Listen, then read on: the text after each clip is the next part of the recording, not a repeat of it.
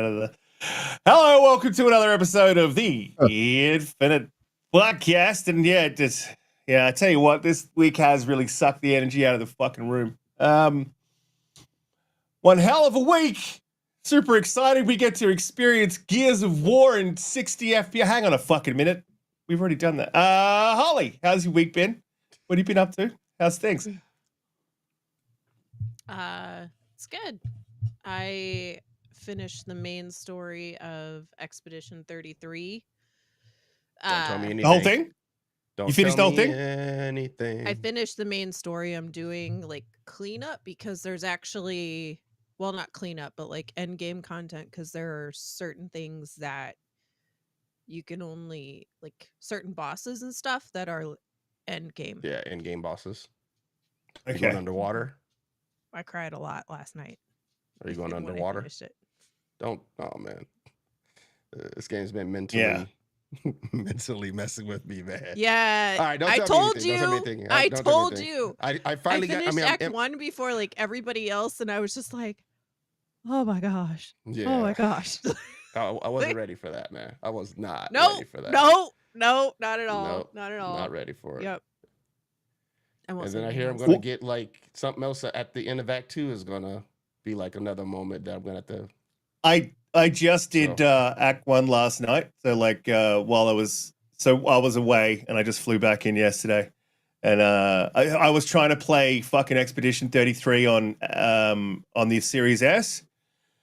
And normally I'm like everything is just as good on the Series S as it is on the X, but for Expedition 33 it's not because it's at 30 FPS. So you can get most of your dodges in, but you don't get most of your parries in, and it makes it really tough. And I was fighting the lamp holder guy, so the one before the end of before the end of Act 1, and I just couldn't do it. I couldn't be. I knew I could win because everyone's leveled up to where I needed to, but I just couldn't get the dodges in to get through.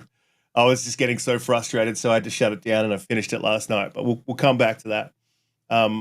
Holly, anything else you've been up to? You just finished that off, and you just sort of going through that last bit, not playing anything else. Doom's coming out soon. It is. Yes, it's technically Monday night for us. We'll try to talk about that. Well, I mean, unless you move to New Zealand digitally. Donte, how has your been? Has been good? Yo. What's up, people? Yeah, man, I just got back from vacation. Right. How was that? That was dope. I was having a blast out in Hawaii. Had a really dope room with a really beautiful ocean view, like right up against the ocean view. It was on the 35th floor, so I can come out and see like literally right down near Waikiki Beach. And then basically to the backdrop was like the beautiful lush green mountains, and you can see like the fog come in every morning. So I was doing that for like a week. Got back, I think I'm just now getting back into the grind of work, and I've been continuing my journey in Expedition 33, where I just got into. I'm in Act 2, and I just got to the point where like Esky gets the ability to break the corals, so like because he can traverse the oceans. So I just got that ability. So I'm not for sure like how close I am to the end of Act 2. And I hear that there's more potential heartbreak or something like that for me to be looking forward to. So recommendation for all of you before you go to the monolith, which is like where the paintress is, right? That's what you're working your way to, right? Which is all in Act 2. You should try to make sure that your character is at least like level 55 to 60. Okay. Yeah.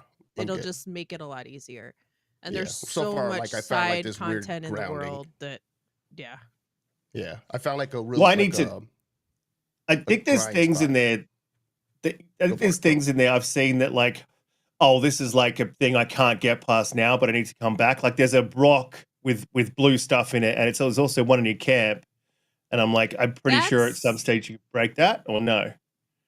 You just have to find Stephen Avery. You got to find the laws of guest It's rules. wonderful to see you back here again. Where is he? Just a shining joy in my life. And fuck Thank you very much. You just dropped it at weird random times.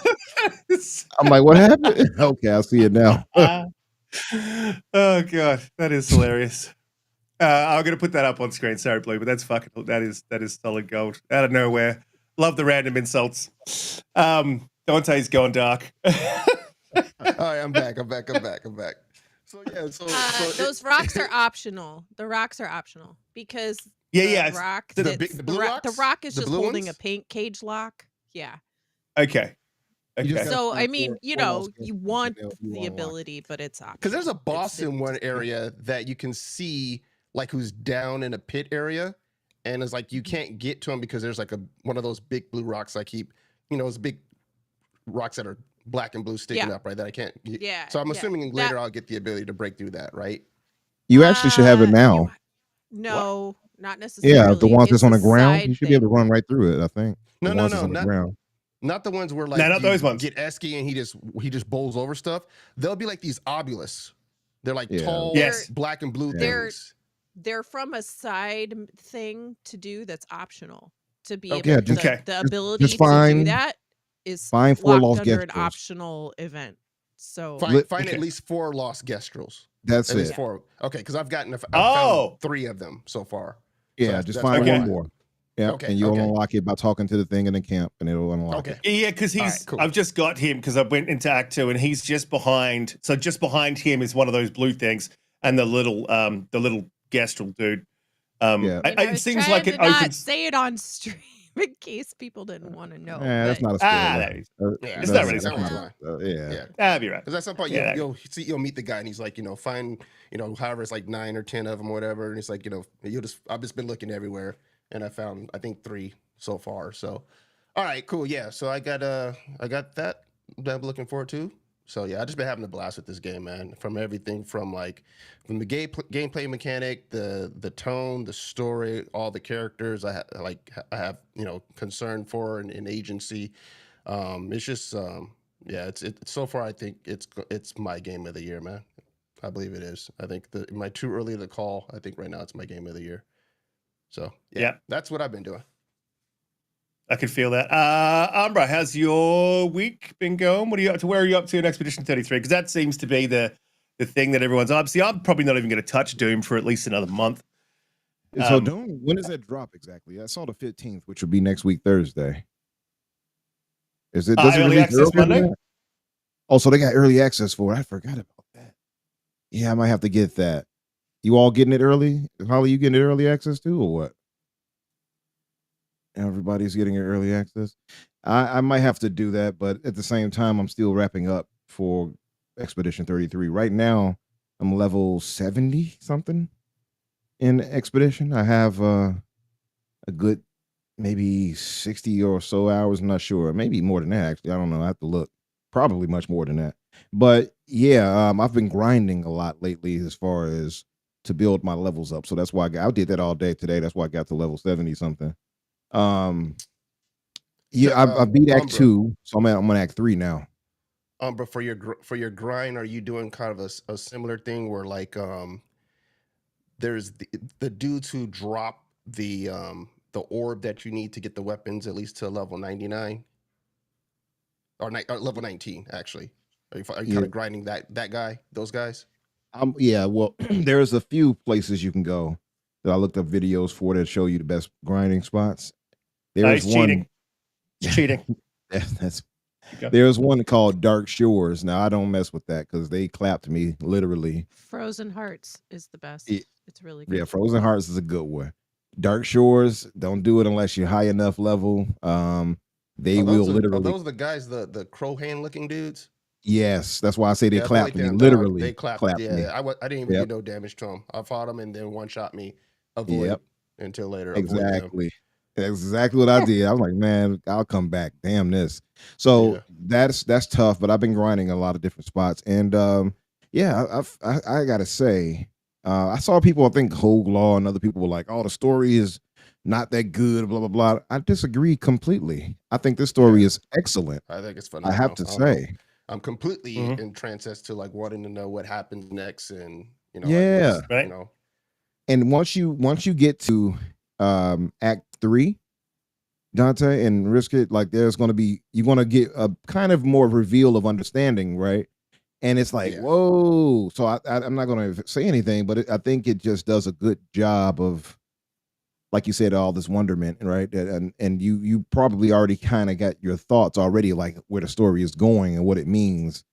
And Why? yeah, I got it completely fucking wrong, man.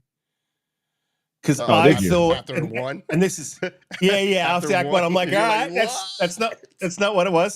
So I was looking at it like, I was like, the old guy is, oh god, what's his name? Like the main character, you know, at the beginning. Renoir or something like that. Renoir. Renoir or something like that. No, not Renoir. Renoir. The main guy, Gustav. Gustav. Yeah. So I'm like, No. the old You said the guy old is guy? Don't- Gustav, and the young girl with the red hair, the 16-year-old. Yeah. She's the Male. she's the the like the mask chick, and I'm like, and there's some sort of time warp thing happening here, Yeah. and I was like, and then after Act One, I was like, oh fuck, okay, all right, I was way off. You thought exactly as I thought. Actually, I I had the think exact a same lot of us thought. are doing the same thing. A lot Yeah. of us are doing the same thing. We're like, wait I a don't think second, you'll are we guess caught in a it. time loop? The Are we in nice a Yeah. thing time is loop? I That's don't what I think thought, you'll Dante. guess it. That's the nice thing is that you Yeah. won't. Awesome. You won't That's guess even the better. answer. I That's agree. even better. I don't think you'll quite guess it, and that's the cool part because usually I figure these things out, and I love when I get fooled in the story and it goes over my head, and I'm like, oh, that's what it was. Okay, so I think you'll like it when you get to it. Mhm. I just say I haven't really had a story quite like this that I've played that I can recall that was quite like this. So I appreciate the uniqueness. What's also really cool is y'all got to remember, like these people, they found these people off Reddit and like SoundCloud for the OST and for the writer. The writer they found off Reddit. Oh, Like, really? that's insane. Yeah.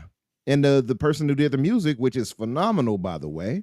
I thought South of Midnight's music was excellent, right? And I still think it is. And I think it ties closer to, my roots and things like that. It matters to me in that way.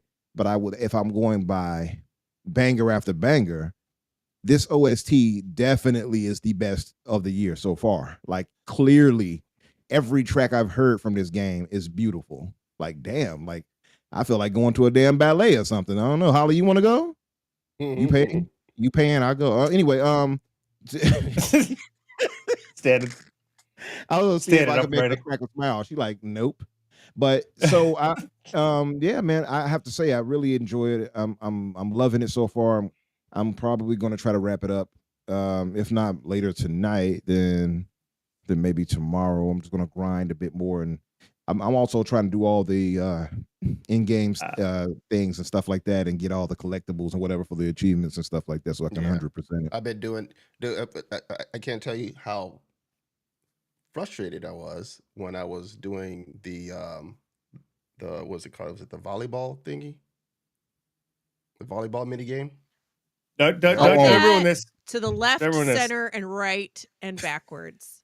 Like I finished all of the mini games except that one, and I sat there and I was just like, "This is stupid." When you fight the I strong have one, dude, I problems- was like, this is what I like. Yeah, that would frustrate the hell out of me. But It's stupid. Like Yeah, that it's- is my one complaint. My only complaint with this game is that they have a lot of. I love the balance of like having mini games and then having the serious story, right? They have a beautiful balance of like the funny with the gesturals, right? And some of the other stuff. And then the mini games are supposed to kind of be this funny, lighthearted thing you do on the side. But they are just like, if you're not good at platforming, you shouldn't put platforming in your game. Like, and the platforming was easier than the volleyball thing. But Yeah, that's it was. the volleyball thing has its the own volleyball set of thing problems. pissed me off a little bit. Pissed me off a little bit. This last guy did. I appreciate what they were trying to do, but their platforming is just too janky. The No, I platform feel you. Even just in world, the verticality stuff where you can like see something and it's a little pictos or whatever, and you're like, cool, I'm gonna get up there, and it's always an absolute mission. You're like, dude, grab onto the edge, like right there. Mhm. Yeah. They just bounce off it, and they're like Yeah. fall, and you're like bounce off the side. I'm like, you grabbed the last 4. Why is this Four. one you're just bouncing? Like stupid. It was dead center. I was too high. I hit Yep. it at the hips. I It got to didn't hit at the matter. chest. It's Who like, knows? come on. Like, yeah, the platforming. Like I don't mind the idea of platforming. I just don't think they executed it well enough to have so much dependency on it. And Yeah, but it's not, I also- it's not terrible or anything like that. It's just Yeah. kind of frustrating at points, and it's kind of like, yeah, it's a patience thing, and it's the changer pays for it. But I get it, like those type of games, because like Final Fantasy had the same type of stuff, right? You do the chocobo stuff and all the other weird type of kind of mini games within the game. So I get it that these type of games have that element. But I also am not going to be upset with anyone saying, yo, what the hell is this platforming situation, or what the hell is this volleyball mini game? I like that they sort of like, it's obviously not a bridge too far, but they've like sort of a little bit extended themselves to just try to get this thing in, you know what I mean? Because everything else is like pretty bang on. Like you parry, there's no time that I've parried where I've gone, except for when I'm playing on the X, where I'm like, oh, that's bullshit. Like I hit that button at the right time. If I'm playing at 60, if you're playing at 30, it's just off. There's something wrong there. It runs different at 30. And I don't know if I haven't seen anyone else say that, but it just doesn't feel right. But everything else is pretty bang on. My parrying has sucked. I'm going to be honest. I've dodged most of the game, except for parts where I absolutely have to parry for some enemies. Other than that, yeah, my parrying has been hit or miss. But that said, yeah, the platforming, I will agree, is the weaker part of the game, but it's like for some of you don't have to do those things are largely optional when it comes to a lot of the platforming. Exactly. So I don't really mind that. And it's just more cosmetic usually. So yeah, cosmetic and stuff like that. They got some parts that you have to get through, I guess, for in-game bosses, but it's not that bad in those instances. It's really for like the what is it, like the Gestral Beach and stuff like that, where you're going to do all these weird jumps and turns and loops. But I mean, I will say, yeah, if I had to critique it, that would be it. That would be the thing that I would say, yeah, I'll have to improve that in the next one, in Expedition 32, right, or whatever. That would be it. But man, I have to say, they did a great job with this. Like this guy, I know he's a fan of the creator behind it. I know he's a fan of Final Fantasy, and it shows in a lot of ways. And I think I've been told, by the way, that the combat in this is similar to that of Lost Odyssey. I never played Lost Odyssey, so I can't say, but I've heard this is very similar. So I'm going to go back and try that out eventually. But yeah, man, I'm blown away. I would say right now this would definitely be my game of the year for sure. Yeah, I think even for people who are normally like, because turn-based isn't, I don't go seeking out a bunch of turn-based games. Like I love the Final Fantasy series, but that's probably like one of the only ones I play that's turn-based for the most part. And like I liked like when they kind of start introducing a version of action turn-based with Final Fantasy, but I think to me this is the best execution of it, where I feel like you don't just sit there and have to take the hit and hope hope you have your dodge up high enough or whatever, and the percentage the RNG will help you dodge.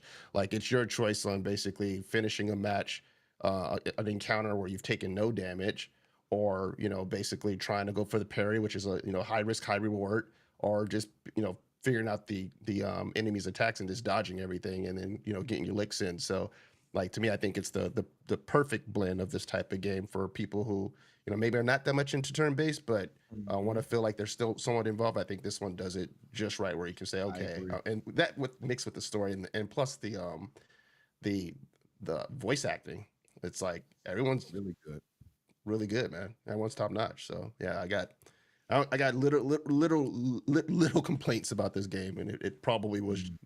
It's probably volleyball. It's probably volleyball so far, but yeah, that's it. I even don't mind. I even like the leveling up sort of system and the build system, where you can you bring on a Pictos, you use win 4 matches, and then it's available as and then you can put points into it, and then you've also got the Pictos that you can put in as well. So it's like, yeah, I like that whole dynamic, and it's like who you're going to invest in and your passive abilities on which ones you want to, yeah. Yeah, it's really really good, and you can you focus on one thing and really make that build like like a tank or it's yeah, I'm pretty impressed with the turn-based combat, and I don't mind that tactical turn-based stuff, but this particular sort of turn-based is not really my thing. I'm more of a top-down, Gears tactics or XCOM sort of. I prefer those. Even the Aliens Descent, which I never finished, but was good. That sort of stuff. But this is not usually my bag. As well, it has that Japanese, that Final Fantasy thing. It's not really my thing either normally, but this is. Yeah, it's great. The only complaint that I have is that my life does not allow me to play like a solid block for more than an hour. And an hour in Expedition 33 is like, it feels like 5 minutes, so, which is also a little bit hard for me. I know everyone's like got the emotions on for Act 1. I haven't fully invested in the characters. Like, I was like, holy shit, like this is a good story, but like I wasn't fully invested because I've only played these blocks. So it doesn't give me enough time to build up a sort of a relationship with the characters, form that relationship. So I'm hoping, because my life is changing, well, my work situation is changing soon. I'm going to 4.3s instead of 5.2s. I'll have some time to sit down at least one day and just do a good solid block and really get into it for getting into Act 2. For the character work, I would say make sure you don't answer that. All right, don't answer that. Don't answer that. Make sure you rest at the camps and talk with your supporting cast. Definitely, yeah, I do. Yeah, and try to build up it's the interesting. relationship points. Is that and it's like it's good. It's good because there's a full cutscene. Like you get a full cutscene every time you like talk, and it's like that's. I mean, go back to Redfall where we just had like painted little things of stuff. It's like this is a studio at 33 people, and they took the time to create a cutscene and a little acting sequence to like build the character ships. Great. It feels more like a movie or a TV show almost than it does a video game, because it's so like there's so much cinematic, and in this game that's a good thing. It's not a good thing in all games, but in this one is fantastic. And I will say one of the things that I love the most about it is that, in almost any game you pick up an audio log and you're like, oh, whatever, right? And you go on and you're doing other stuff, right? While the thing's playing. But in this one, I would get so excited when I would find an expedition log, and I would just sit there and I would read along and I would just listen to it, because they're just It's acted the well. voice acting them are so good. They're acted well. It's impactful. It's not, they're not super long, but they're very and some of them are funny, right? Like it's really cool. It's really good. A lot more nuance to the world of what happened. Things like that too. I would say, by the way, a really cool thing, if you all didn't know, Ben the Star voices one of the characters I'll be quiet about. And that character is in Final Fantasy as well. And the director or whatever creator of this game is a big Final Fantasy fan. So it kind of pays homage to that. And when you run with this character, he has the exact same run as Clive from Final Fantasy 16. Really cool thing I found out. I run with Lune almost all the time because she glides, and it's just a nicer, nice visual. and smooth. Yeah. And I also found the like running sound to be a little bit annoying with some of them. It's a little heavy. Yeah. And then one of the things that's really good actually is there is like whilst you're traversing, there is little conversations that get had, but it's not all the time, and it's not full on, and it usually is about something, you know what I mean, that's happening. Like something's coming up, right? Yeah.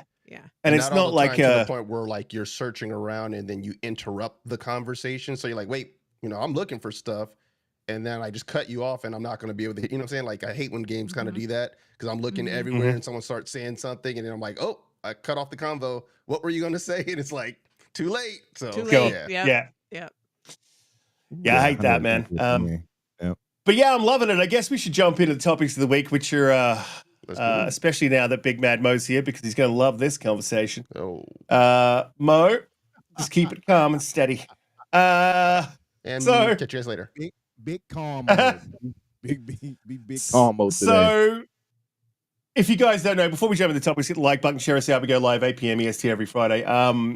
If you don't know, and I don't know how you wouldn't know, you must be living under a rock. Even casuals No, my old boss, who's at another job, like texted me and was like, "Hey, did you hear about this?" And I'm like, "Fuck you, man," because he knows that I didn't like it.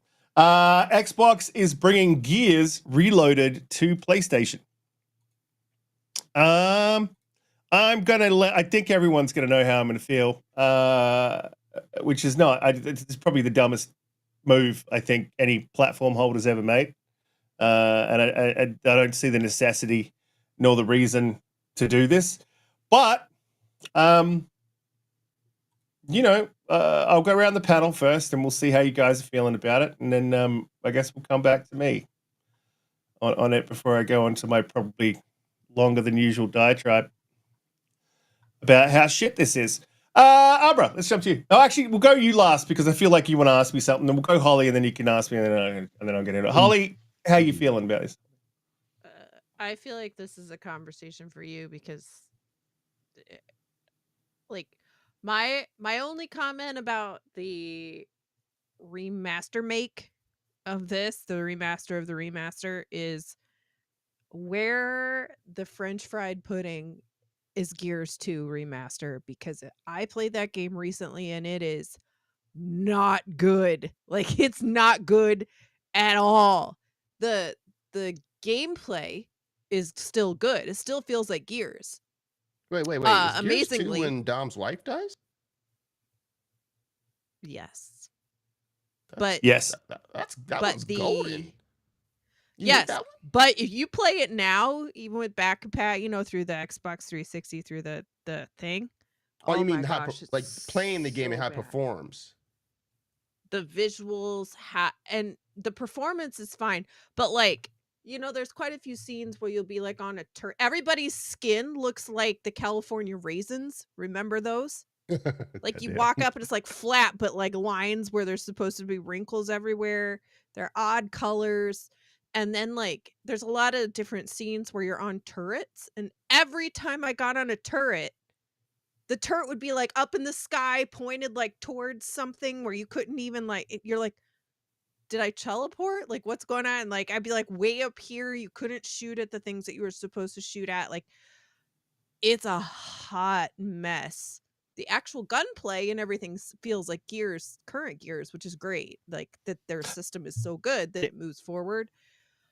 But Gears 2 is bad. 3 is like a huge monumental leap forward, and it's still a 360 title. So that one's like okay. I mean, visually it could be a little more attractive, but it's fine. 2 is just it's a big oomph. So my only complaint is, why are we getting another remaster of a game that didn't need a remaster? We need to be moved forward. Where's the trilogy? I feel like they should have done the trilogy. So I don't know.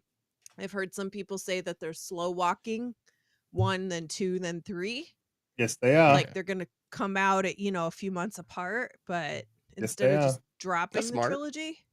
Yeah, that's smart. Stupid. Like, I just hope that you can milk it's that coming. and get more sales off of it, as Yeah, opposed I to just just hope giving it's everybody coming. like. What do you mean boom, here's your sales? Xbox guys don't like, oh, hang on a minute. I'm It's on just saying, But if they want to move 2 units. and 3, 2 and 3 aren't on PC either. So even more of a reason, like, why would they not be redoing those, right? Like, that would only make sense. So that's my only comment about this, and I will just shut up and let the therapy session begin. All right, and catch you guys later. Bye-bye. Wait. Can you see it? I'm using my Gears glass in honor of Riskit's memorial. I said I wasn't going to do this, but I am going to do it. Everybody disliked that. Donte, let's hear about it. What up? What's the How you feeling? How you feeling about going to PlayStation, the remaster make itself? I mean, look, we knew it was coming, right? We knew it was coming. Good for people who never played the game on the PlayStation side, who will get an introduction to Gears.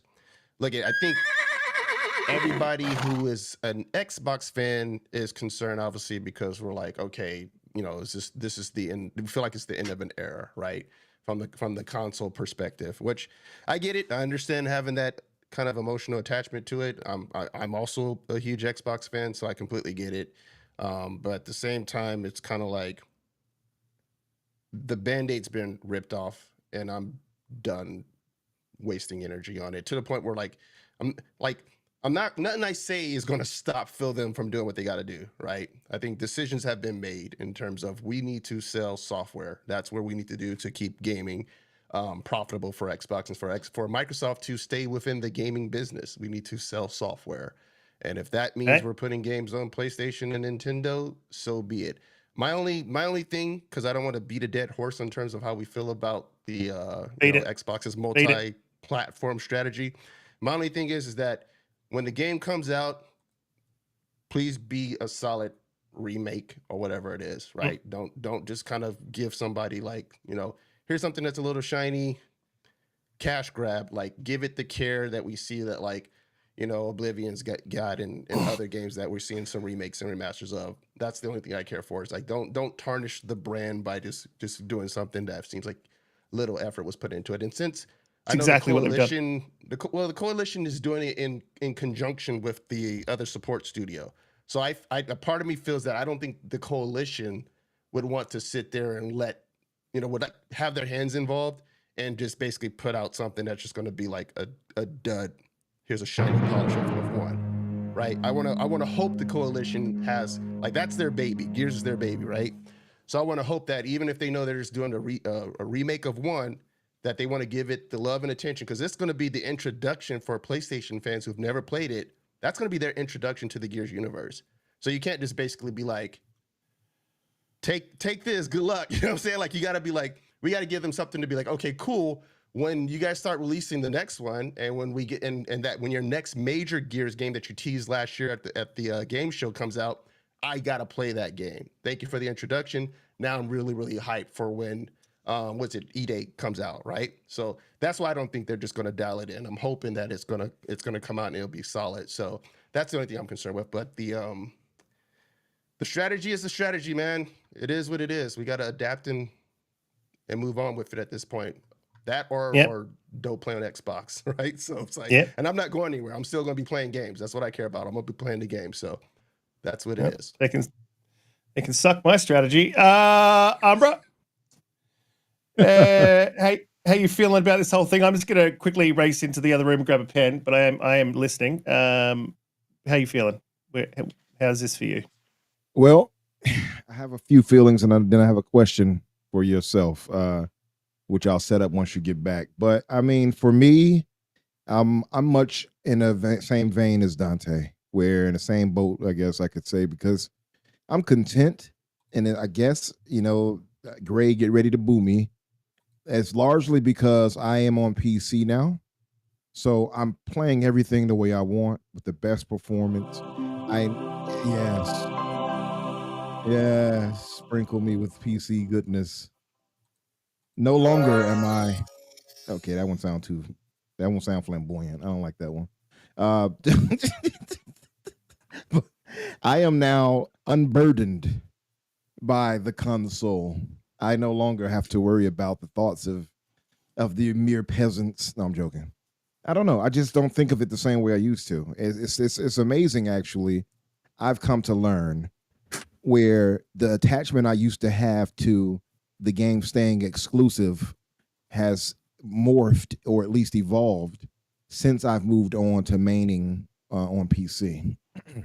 I remember I was on here and Donte called me out. He's like, "When was the last time you played touched your Xbox?" And I was like, look, it's from that point till now, I still haven't played that Xbox. I still haven't touched it. Everything I'm playing on PC. And I love Microsoft for that they offer me the option of doing that. You know what I mean? And this is why I would stay with them forever, so long as they offer this option and they have Game Pass available for PC. So I'm much in the same boat as Donte when it comes to this. I see no need to get mad about what they're doing. I can understand the concerns 100%. But at where I'm at now, it's also it's the kind of like what he said, much ado about nothing. What am I going to do? Whine until they like change? They're not going to change their strategy for me, you know. So I'm just saying I'm past the acceptance stage. I've moved on. I'm like, whatever.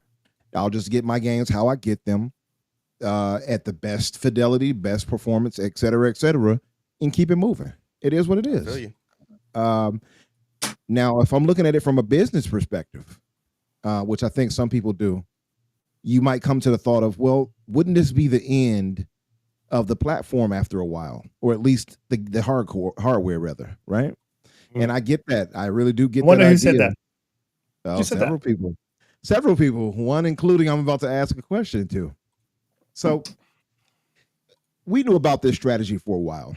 I mean, we talked to Tim Dog many times, who, you know, is famously burned every bridge possible, including the Brooklyn Bridge where he's at, to, you know, get his emotions out there. You know, shout out to Tim Dog, no shade. And he put it out there way back. And, you know, he made no bones about it. He was very clear and said that what they're doing here is a slap to the face to the fan base. They're giving everything to the competition, et cetera, et cetera. They bent the knee, all these other words you all might want to use. Yeah. From that point on, I had been hearing other things from other people where I knew that, you know, their strategy was obviously going past just 4 games, right? And then you start seeing the language change from field and team, no red lines, et cetera, et cetera. It was pretty obvious that they're telling you all these games about to go over. And once you see games slowly pulling off the Band-Aid versus absolutely ripping it off.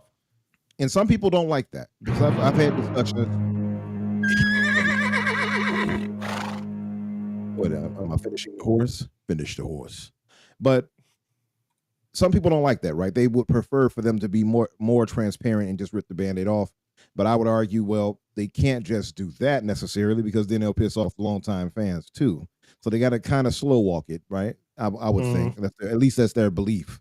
Whatever the case, I've moved past the thought of that, and I knew they were going to bring all or most major tentpole games over. Now, I'll be honest, the one game I've said this many times, I've held true to this, and I know some people are like, "Well, you're still holding on to that." Yeah, because it's my favorite franchise of all time. It's my favorite IP. Going. See, and Holly knew where I was going with it, and so Yeah, I do feel a way about that. I have to be honest; it's still something in me. Well, I will feel a way seeing Halo appear on PlayStation. I won't lie, you know. So I'll be honest, but it is going. So we have to get this understanding. Gears is going. If they move Gears over there, you know Halo is going. Yeah. Right. And I think people need to get that through their head. So I would ask this for you, Risk, because I thought we were kind of on the same page for this, where you was at the acceptance stage when it comes to this. And then May 5th, lo and behold, your tweet. I wish I could post it myself so people can see it. But you quote tweeted PlayStation sharing out the tweet for Gears of War Reloaded coming to PlayStation on August 26th, remastered from the ground up. Rev up your Lancers, it says. And Riskit posted, and I quote, "I'll just go fuck myself. Just buy a PlayStation or just buy a hashtag PlayStation." As the moment, you have 140 comments, 49 retweets. Damn. So clearly some fanboys people who hate you were retweeting this out. "Oh, look at the Xbox crying in his car." I can hear it now. You have 506 whatever or so likes. So a lot of people are feeling you. 57,000 views. So very much people are resonating. With the impressions. Look at you. Yeah, absolutely. Doing numbers. So, Riskit, I would ask you, because we had these discussions. You jumped in the Discord with us a few times. We've had this discussion with the fellas. What's your feeling on this right now that you feel this way? And because I thought you were probably in more an acceptance stage like myself, Holly, and Donte here, where like this was like, okay, we get it. It's happening. But here it seemed like you struck back out, like, no, like this can't be happening. How dare they do that, right? You know what, Umbra? I think someone caught the feels. That's what it feels. That's what it sounds. That's what it seems like. I think someone, Yeah, so it's Phil's got his thin red lines, and it's a thin red line to walk at the moment to be supportive of the brand, but everyone has their red lines, right? So as I said to you guys, and I'll bring this up on screen just quickly. So like, yes, I have known this is going to happen for a long, long time. So long that this particular thing, this picture, has been at the bottom of our topics list for probably well over a year. Been sitting at the bottom. Just as a reminder that when Phil says something like just 4 games and not everything's going, you can't believe him. I've defended Phil on so many occasions to say the guy's not lying, right? He doesn't lie, strategy's changing. But at this point, it's indefensible.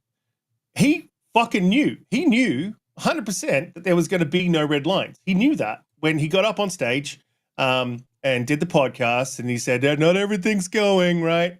He knew 100%. And so what else can we call that? Are we like sure? Well, that is nothing but a lie. Like, is there a world where in a world initially he was like, all right, we're gonna try some, right? And as some start to go, and the ones who cut the checks start saying, why are not all going?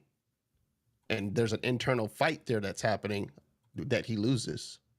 Well, because we know that fight was long over, and he lost before that. We know that.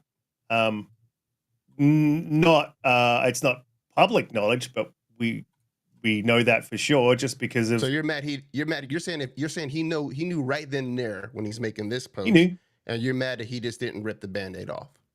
Just rip the Band-Aid off, man. Don't bullshit your fan base. And they have a fan base that they built.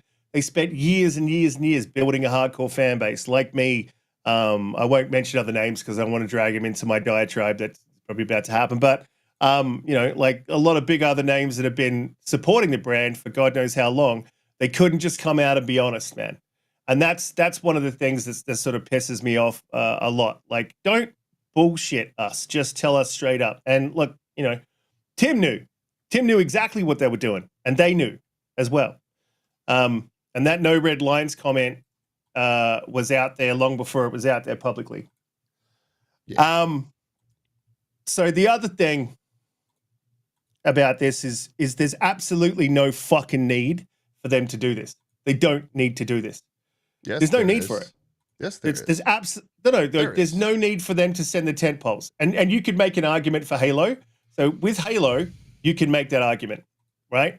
And say, the multiplayers, there's a need to build that base to reinvigorate Halo Infinite, right? You could make that argument, and it's pretty hard to argue against. And I can understand that. But with Gears 1, absolutely no fucking need to do this. And the other thing is, this is a fuck you to Xbox fans. 100% straight up fuck you. Because, and I know, Donte, you're going to say, like, wait till the game comes out. But if you look at what they've updated for this game, this is not for us. We have already got most of this. 4K resolution. Yeah, the Ultimate was at 1080p, right? But it was upscaled to 4K on the Xbox Series X. 60 FPS in campaign. There's 60 FPS boost on Xbox Series X. 120 FPS in multiplayer. We already have that with the boost. High dynamic range. There is already HDR support for Ultimate on Series X. It's the HDR10 forced support, so we already had that. Dolby Vision and Dolby Atmos. We already have that. That's already on the Ultimate. It already works with the Ultimate. You can switch on Dolby, and it's probably not like in the code, and so it's a software solution that lays over the top. Fine. Okay, so you've baked it in, like fucking great, like whatever. Variable refresh rate. We already have that. 4K assets and remastered textures. Okay, maybe they didn't go through and do that in the Ultimate. Cool, no worries. But if you look at the screenshots, and I have pictures of the screenshots in the topics, and I can bring it up, and you can actually go to the Xbox Wire link. There's no stark difference here. Like, there's no difference. The enhanced post-processing visual effects, that's always good. You get your fires, you get your explosions, and that looks better. Like, whatever. My point is, and zero loading screens, super resolution, man, fuck you guys. Like, this is not for us. You could have remade this game. We know that it's not no, for but- us. It's but for listen, Everybody new knows that. people to play the game who have not. So why played not? Gears. Why not put What do it? you Why mean, not new make? people? Why not give a spoonful of sugar to make the medicine go down? Why not remake the game in UE5 from fucking scratch? At least have a go of it. Like do a decent remake of it so that Xbox guys get something too. But they didn't. This is a clear just fuck you. We don't care about you. This is how I feel about it. Aren't we Fuck you. We getting don't care about you anymore. Aren't we getting We're it for trying to free for sell this part of to Game totally Pass? different people. Are we getting it so for free? First of all, to me, it makes no sense to say Xbox owns 23 studios, and now they're gonna have all these games coming out of these studios that are first party. And the goalpost moved to, okay, it's fine that you send literally every game out of those studios except these 3 or 4 franchises. Like, what's Fucking the A. difference what's the difference their tent between poles. keeping? But what does that matter? In the end of the day, It it makes doesn't really matter Xbox that Xbox. much. It makes doesn't- Xbox Xbox. At- Yes, it does. It 100% does. And then it's like now, like, you know that this is already going over there. So now why are we moving the goal to be mad that clearly I'm not moving the redoing goalpost. one when I've it's said already this all been along. redone for one on the Xbox? Like, clearly this is just a port, right? And just a redo with the port. So now, Exactly. like, okay, but why are we mad about that? Like, you move the goalpost then Because from, okay, we well, want no. it's I one haven't. of the I 3 haven't- and I'm mad about that, have- but now I'm not mad about that. I'm mad that you're redoing it for them. Like, No. I haven't moved the goalpost at all. I've said I wanted a remake of Gears in UE5. I've said that from day dot. That's what I wanted, and they haven't done that. So they fucked me there, right? And I see it as they're fucking me sent it to PlayStation. Now look, you just said that like it doesn't matter for their 3 tentpole titles. It does. That's your brand. Now let me explain why. Now if well, Nike the brand is came out, all of the games. It should have been all or none. No. That's no, the it. brand has always been Halo, Gears, and Forza. We know that's the brand. Now, if Nike came out tomorrow and said, "Look, you know what? We're going to let Reebok. They're going to start making Jordans as well, Jordan Air Ones. We're going to have Reebok Air Ones." Is that going to damage Nike's brand? 110%. Oh, I can get cheaper. That's not. I don't think that's a fair comparison. I really don't. That is I don't think that's a fair. that is I a don't fair think it's comparison. I don't think so. Like, these are like consuming media. I think is different than tangible goods like clothing and things that you can wear and put on. I think that's a different type of branding. Where consuming media, like if I still see the splash screen of an Xbox studio that is making the game, that is still an Xbox game, right? Because it's an Xbox studio, It's be it the interesting you say that, by Coalition the or way, whatever, Donte. that made that They particular apparently, product. if I could throw it in really quick, apparently they don't even show the Xbox logo They in it don't. or anything in these Right, games. but that go I'm over saying PlayStation. like if I know that, right? If you know that studio's behind it, right? That's an Xbox game, right? To me, that's what it boils down to, right? Are you guys putting out, if you're going this route, are you putting out quality titles for us to play as gamers? But they're not on this one. But on this How do we one, know? they're It's not. not- It's it's not out even. yet. I know we had this conversation. I know, right? But if you look at everything that they're saying they're doing, we already had that. The only thing we didn't have that I can see in this whole list is like enhanced post processing, and 4K assets. The assets themselves remastered. Like what the fuck? Can I say something? Why really would quick they on that? remove splash screens? Ubisoft has splash screens. EA has a Mhm. splash screen. Like, why are I you don't know why they do it either. desensitizing? I That's don't get what's it so either. silly. Like, why would you desensitize your stuff so much to not Oh. have an Xbox Studios thing on it? Because They're like, being cut. literally every publisher has a splash screen. Kepler has one on for Expedition 33. Like, Yeah. Yeah. everybody has a splash screen. Why would you get rid of it? I don't get it. I think it must be some type of stipulation with Sony. That's the only thing I can ration out. But But just like, to why throw it would out you there. Literally cuck yourself cucking that themselves. much that you get rid of a splash Exactly. screen? I for a don't game? know. Like, I don't that's know either. ridiculous. We've had That's this discussion on the ridiculous. Discord too, and I don't quite get why they're doing that. So, but so this Riskit is might be this is right. what Maybe they something cut tells themselves. me, right? So let's say if that is a thing where Sony's like, nope, like if you're going to sell it here, that's not going to be a thing that we're going to allow you to do. That's my If thinking, they're- Donte. If they're making that concession, to still get the games into the PlayStation storefront to be sold, That's how desperate then they are. yes, you gotta they gotta sell software, and they're that desperate to say, okay, we'll make that concession Fine, because at right? the end of the Yeah, day, we need people to purchase the game. And that is yeah. cool. Okay, listen, that is cool. Like I said, I showed that screen before where Phil like I've known this is going to happen since he said we already knew this was going to happen. I was one of the ones out there. I'm just going to say the name straight out. You know, when C Money was out there like acting like a total knob, saying it's only going to be 4 games, and he believed that shit, and it's all over the internet. And I'm like, are you guys for real? Are you fucking stupid? Like, did you not see what was going on here? And then we had a back and forth, right?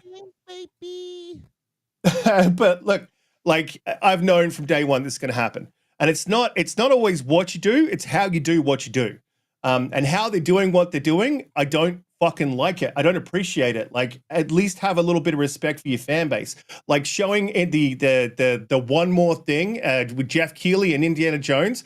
That's a direct fuck you. This I'm taking. They may not be seeing it as. But like I wanted a full fucking 1, 2, and 3. And if they're going to slow walk them out, absolutely slow walk them out. That's fine.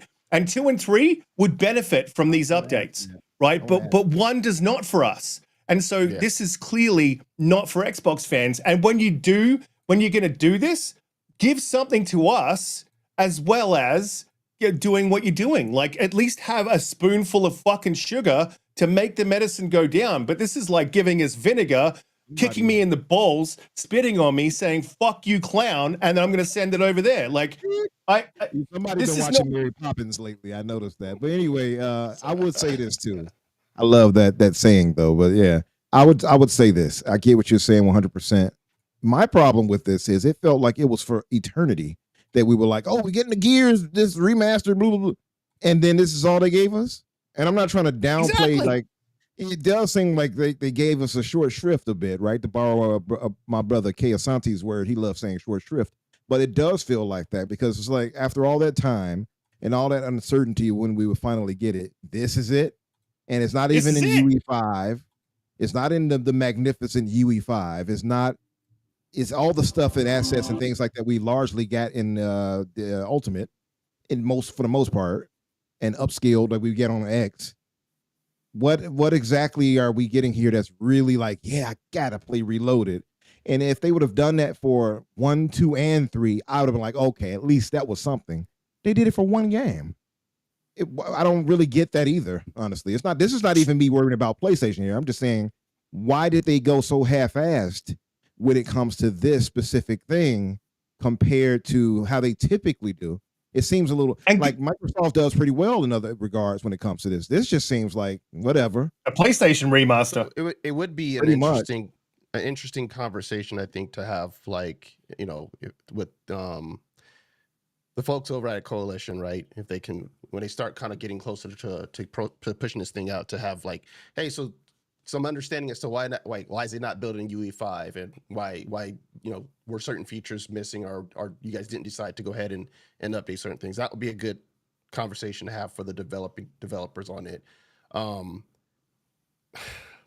Like, I get it, man. like I understand the frustration in terms of feeling that, like, okay, you know, there's so much that's being paid attention towards games that are going multi-plat and feeling like kind of like the second-class citizen in that regard. And you're right, that's on Microsoft that they should have basically addressed that a little bit better. And whether, you know, if they have plans on doing that, they need to hurry the hell up and do it. But at the same time, man, it's like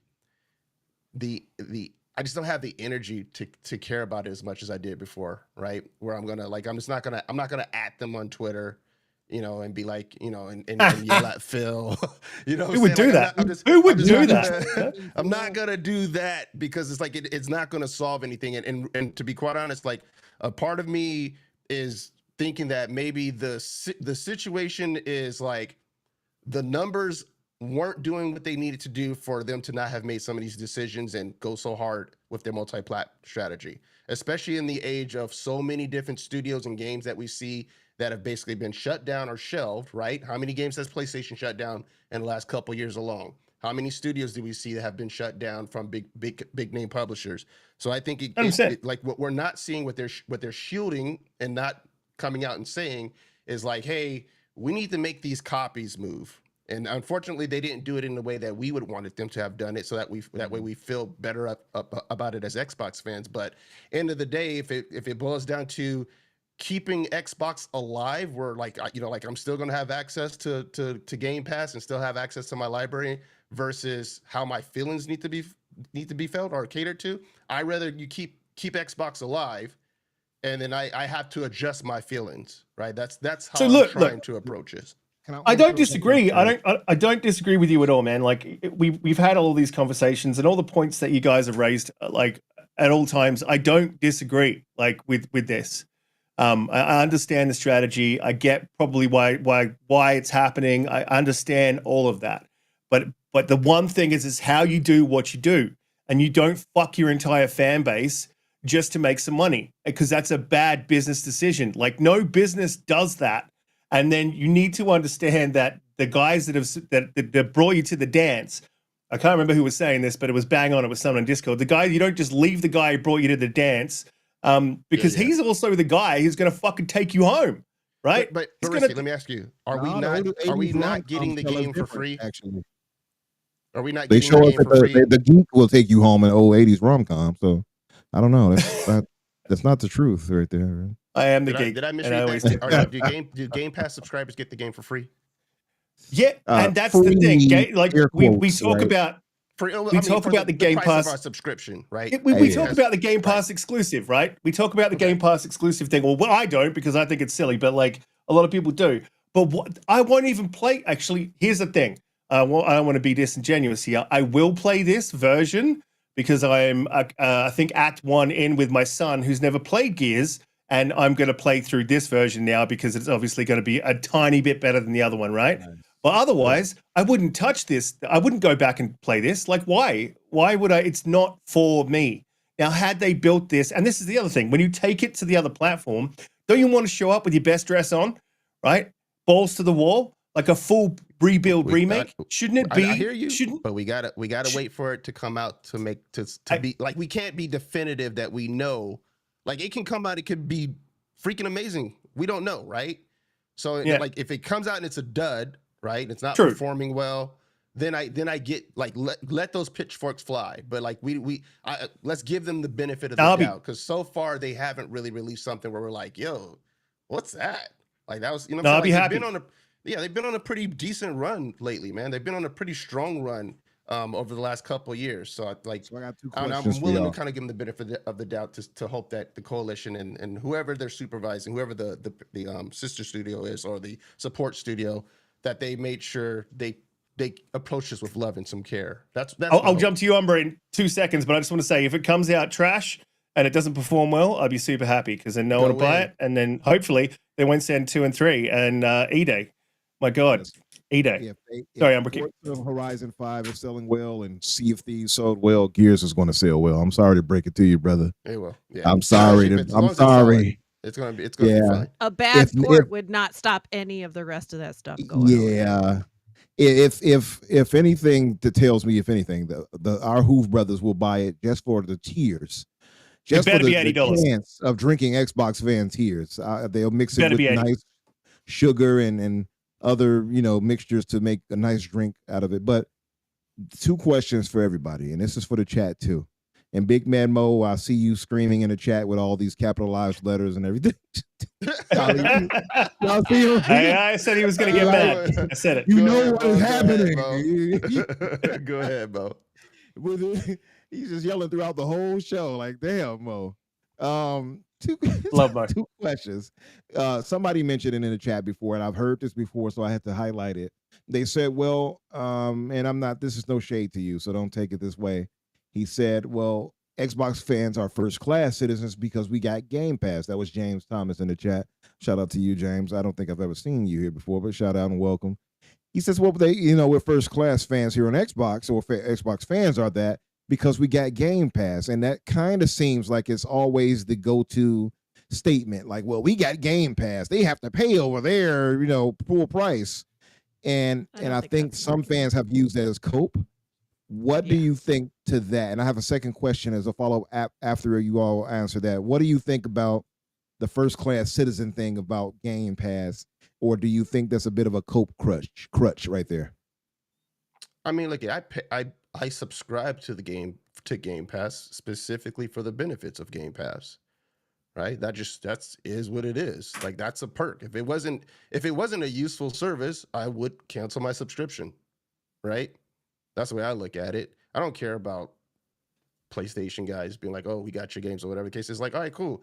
You're playing more. If you're playing more Xbox games than PlayStation games, then what does that say about what PlayStation is doing for you? Have fun at that, right? But at the same time, I'm not going to also feel bad about the fact that I subscribe to a service that gives me value. Like, you know what I'm saying? Like, am I supposed to feel bad about the fact that Game Pass is a very valuable service and I get good games out of it? Like, to me, that's worth it. They're not getting that at PlayStation because PlayStation, at least right now, is never going to allow Game Pass on PlayStation, right? So if they want to take advantage of a good subscription service like Game Pass, they got to do it on PC. So have fun with that, y'all. Join, or sit and complain and keep breaking your wallets. I think it's. I honestly, and sorry, James Thomas, and it's not a shot at you or anyone who says this. And if you truly believe it, that's you, and that's cool. But for me, Game Pass is not the exclusive. It's not the thing. And it is cope. And like, yes, I get to play whatever the hell they bring out for free. But I also think that hurts. So not in every circumstance. We had this conversation last week. I think that has hurt that strategy has hurt them in some ways. Helped them in some ways and hurt them in other ways. But it hasn't been the strategy that brings everyone over. So in some cases... Not PlayStation fans. It hasn't brought over the diehard PlayStation guys who are like, I'm not going to... I don't play on PC and I'm not going to buy an Xbox just to have Game Pass. But it's helped them tremendously in the PC space.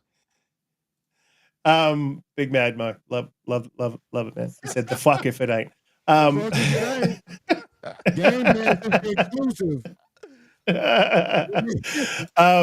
at the whole chat. Like, all you see is exclamations and then you pay, I play. Yeah, look, it's not. I'm one of the biggest Xbox fucking fans out there. Everyone calls me a fanboy, but I'm critical of the things that I think they do wrong, and I'm gonna fucking criticize them. It doesn't mean I'm gonna go out and buy a PlayStation, but it does mean that I will take those shots publicly so they know how I feel. I am not going to go out there and just burn Twitter down like fucking Tim Dog did and fight like an entire fan base and then go at Phil. I mean, I may have added Phil once for something. But also we need to. You're not going to become PS Biscuit. We need to. No, I'm not going to be PS Biscuit. But then we need to tell them, especially in this case, is like, this is not it. When you do this, like, we know you're going to do it, and that's okay, man. But when you do this, make sure that we get something out of it. Your fans, make sure we get the remake out of it. We get make sure there's a little bit of excitement for us, because I'm not excited for this. This is not it. And Donte, I get it, and I could be wrong, could come out, and I could be like, damn, this looks amazing, awesome. But look at the screenshots, I'm not feeling that way. That's all I'm saying is they need to start looking after their fan base while selling us out. Do you know what I mean? PlayStation does a really good job of slow walking and selling out their fans without their fans even noticing, right? And then Xbox just does this. You're under the bus, and we're looking after you now. And we've seen them do this with other things. Like, I think someone brought it up in Discord the other day with the Windows Phone when they were doing updates for the Microsoft Office. Apple iOS and Google Android iOS got the updates before their own Windows Phone did, and then not long after that it got shut down. It seems like when they start treating their fan base like this, it doesn't go well in the end for us, which is the other thing I just wanted to add to that initial question that you asked, Umbra, is yes, this will eventually be the end of the platform. It is the end of the platform, like, not now, but if you can't see the logical conclusion of where this is going, it is the end of the platform. Why do you think a lot of Xbox fans have gone to PC? I've been saying this. Just let me just finish. I've been saying this and this is where it gets to the how. I've been saying this since it's been a very long time. I've been saying this. They will treat the Xbox like a piece of hardware, like Surface. That's how they're going to do it. They're going to sell that like Surface. I've been saying this like probably for 2 years now. And I think it's going to be super expensive in the premium, right? And so your hardcores will probably buy it, so you'll still have a bit of a fan base. But how much of that 30 million or 40 million or 50 million that they've got out in the wild with their Series X is hardcore enough to buy into that, right? And then, so what, you lose 10 to 20 million. So what is the threshold? This is what you need to worry about. And I don't know what it is, but what is the threshold at which Microsoft goes, right, we've only got 10 million on console. It's not a big enough Game Pass fan base for us, and it's not a big enough console fan base for us.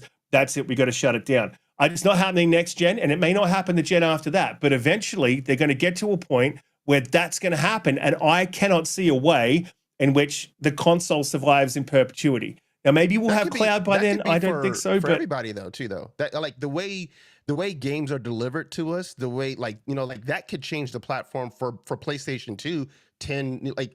You're talking 2 generations from now, at least, right? At least a generation after the next console, right? So who knows what the gaming landscape is going to be in terms of how we gain access to and consume, right? In terms of maybe streaming does become super viable, where I can basically plug in a stick to my TV and boom, have access to a library and just download something to a hard drive for local access, right? Who knows? So yes, I hear what you're saying. I think right now, at least, they're looking at it.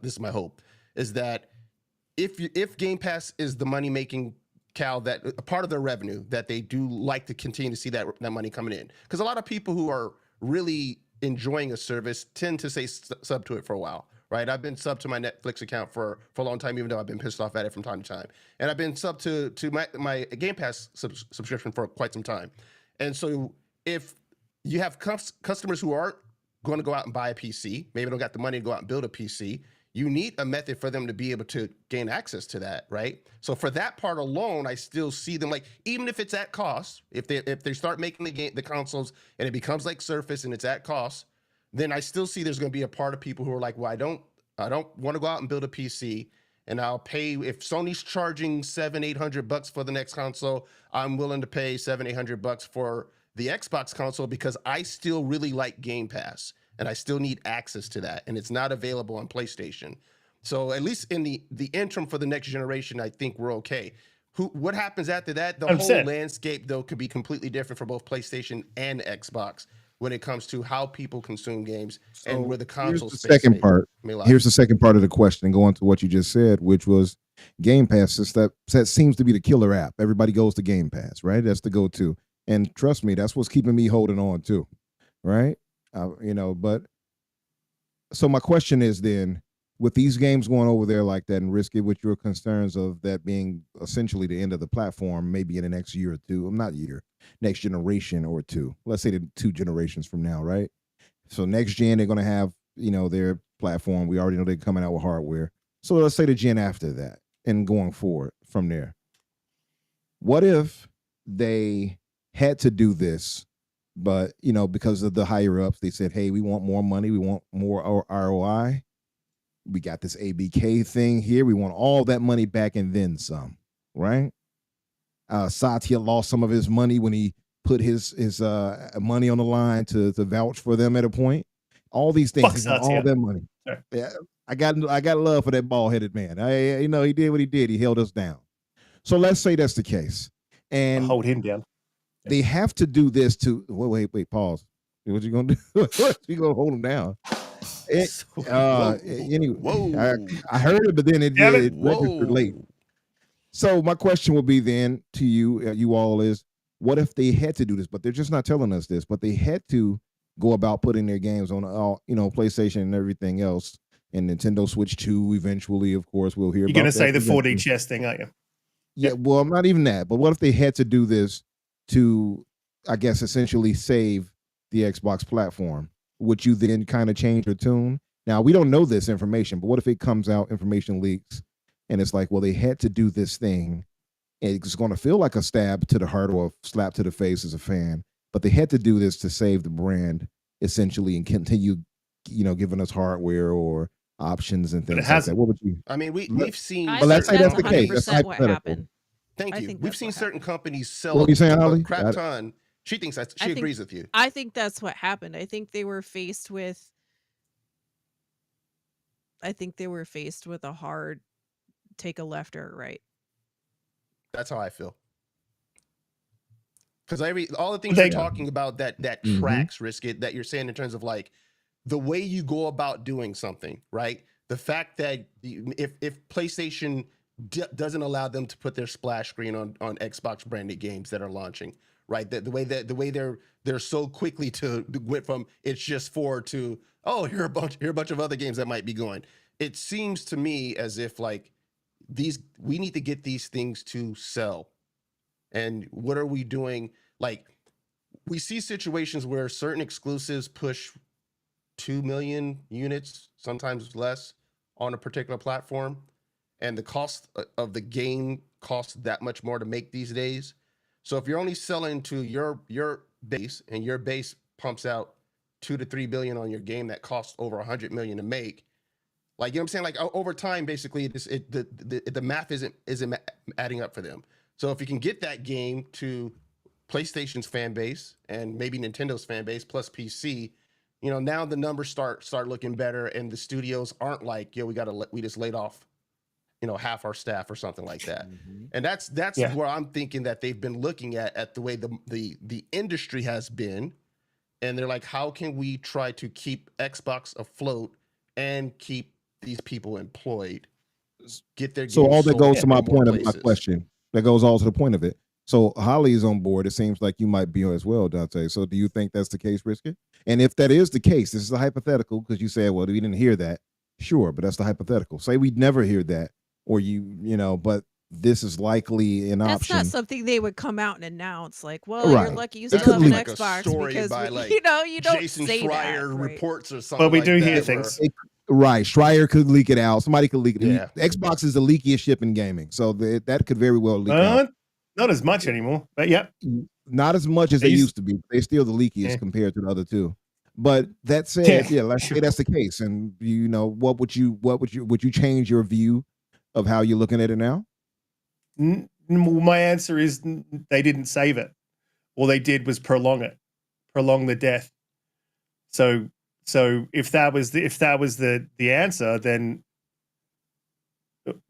I can't see how you. If you still have access to your library, they're still releasing games through their Xbox branded studios, and if they still create a console for you that you can play, that you can, even if you got to purchase it at cost, and you're still in the game, right? Like, what's the metric? What's the parameters for if they lost or not? Like, in terms of, you know what I'm saying, like if they died or not, if you can still do those things. It's the Game Pass sustainable thing. At what point after a decade do we stop saying it's not sustainable? It is, right? But we're at it with Xbox. We haven't seen the next generation, which I believe, not like Addict, who says that maybe it won't even come out, right? But like the next generation comes, but then what? Like, I'm not going to stop gaming in 3 years or 5 years or 6 years or 8 years, and I want to continue to game on Xbox, and I don't feel like this has longevity for the console. And things could change. We could have cloud, all this sort of stuff could happen, and I don't see that happening. I always see, as Phil said, there's going to be a market there somewhere for a console, and my thoughts go to how business works. When you do enough brand damage, or when your products are just available everywhere, when you're for the streets, as Umbra says, then, how much brand damage what does that equate to in lost purchases of consoles? And how many consoles do you need to sell in a Surface type model to continue to make those consoles? And I see over a long enough timeline, that's a dwindling number that kills the console. So, well, I got a better question for you. If that's your argument, then software sales far exceed rather their hardware sales. They don't really gain much from their hardware sales, right? So that's a net Hardware loss they can loses cut money. out. Yeah, so they can cut but when that you out and still make more.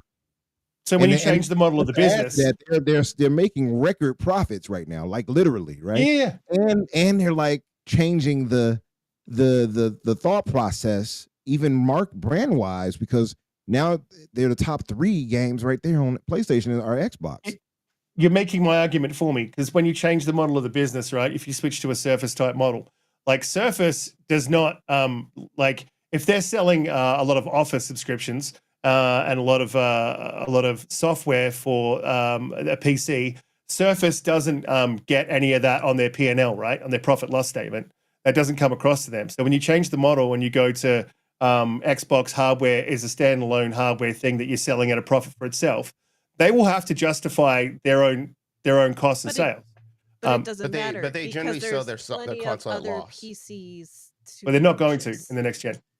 There are Sorry, plenty other Holly? PCs to Holly has purchase it right, though. besides a Surface. Surface, I have a Surface that's like 8 or 9 years old, and that thing is still Me too. great. Surface is a superior product, but there are plenty of other PCs out there to purchase, and that's just what's going to happen. Like, it's probably there'll be an Xbox, and then there'll be an Asus Xbox, and then There you there'll go. be If they go to that model, whatever, Well, they If already they talking go to about that going to that model- model. You know that already. which is just going to be a PC.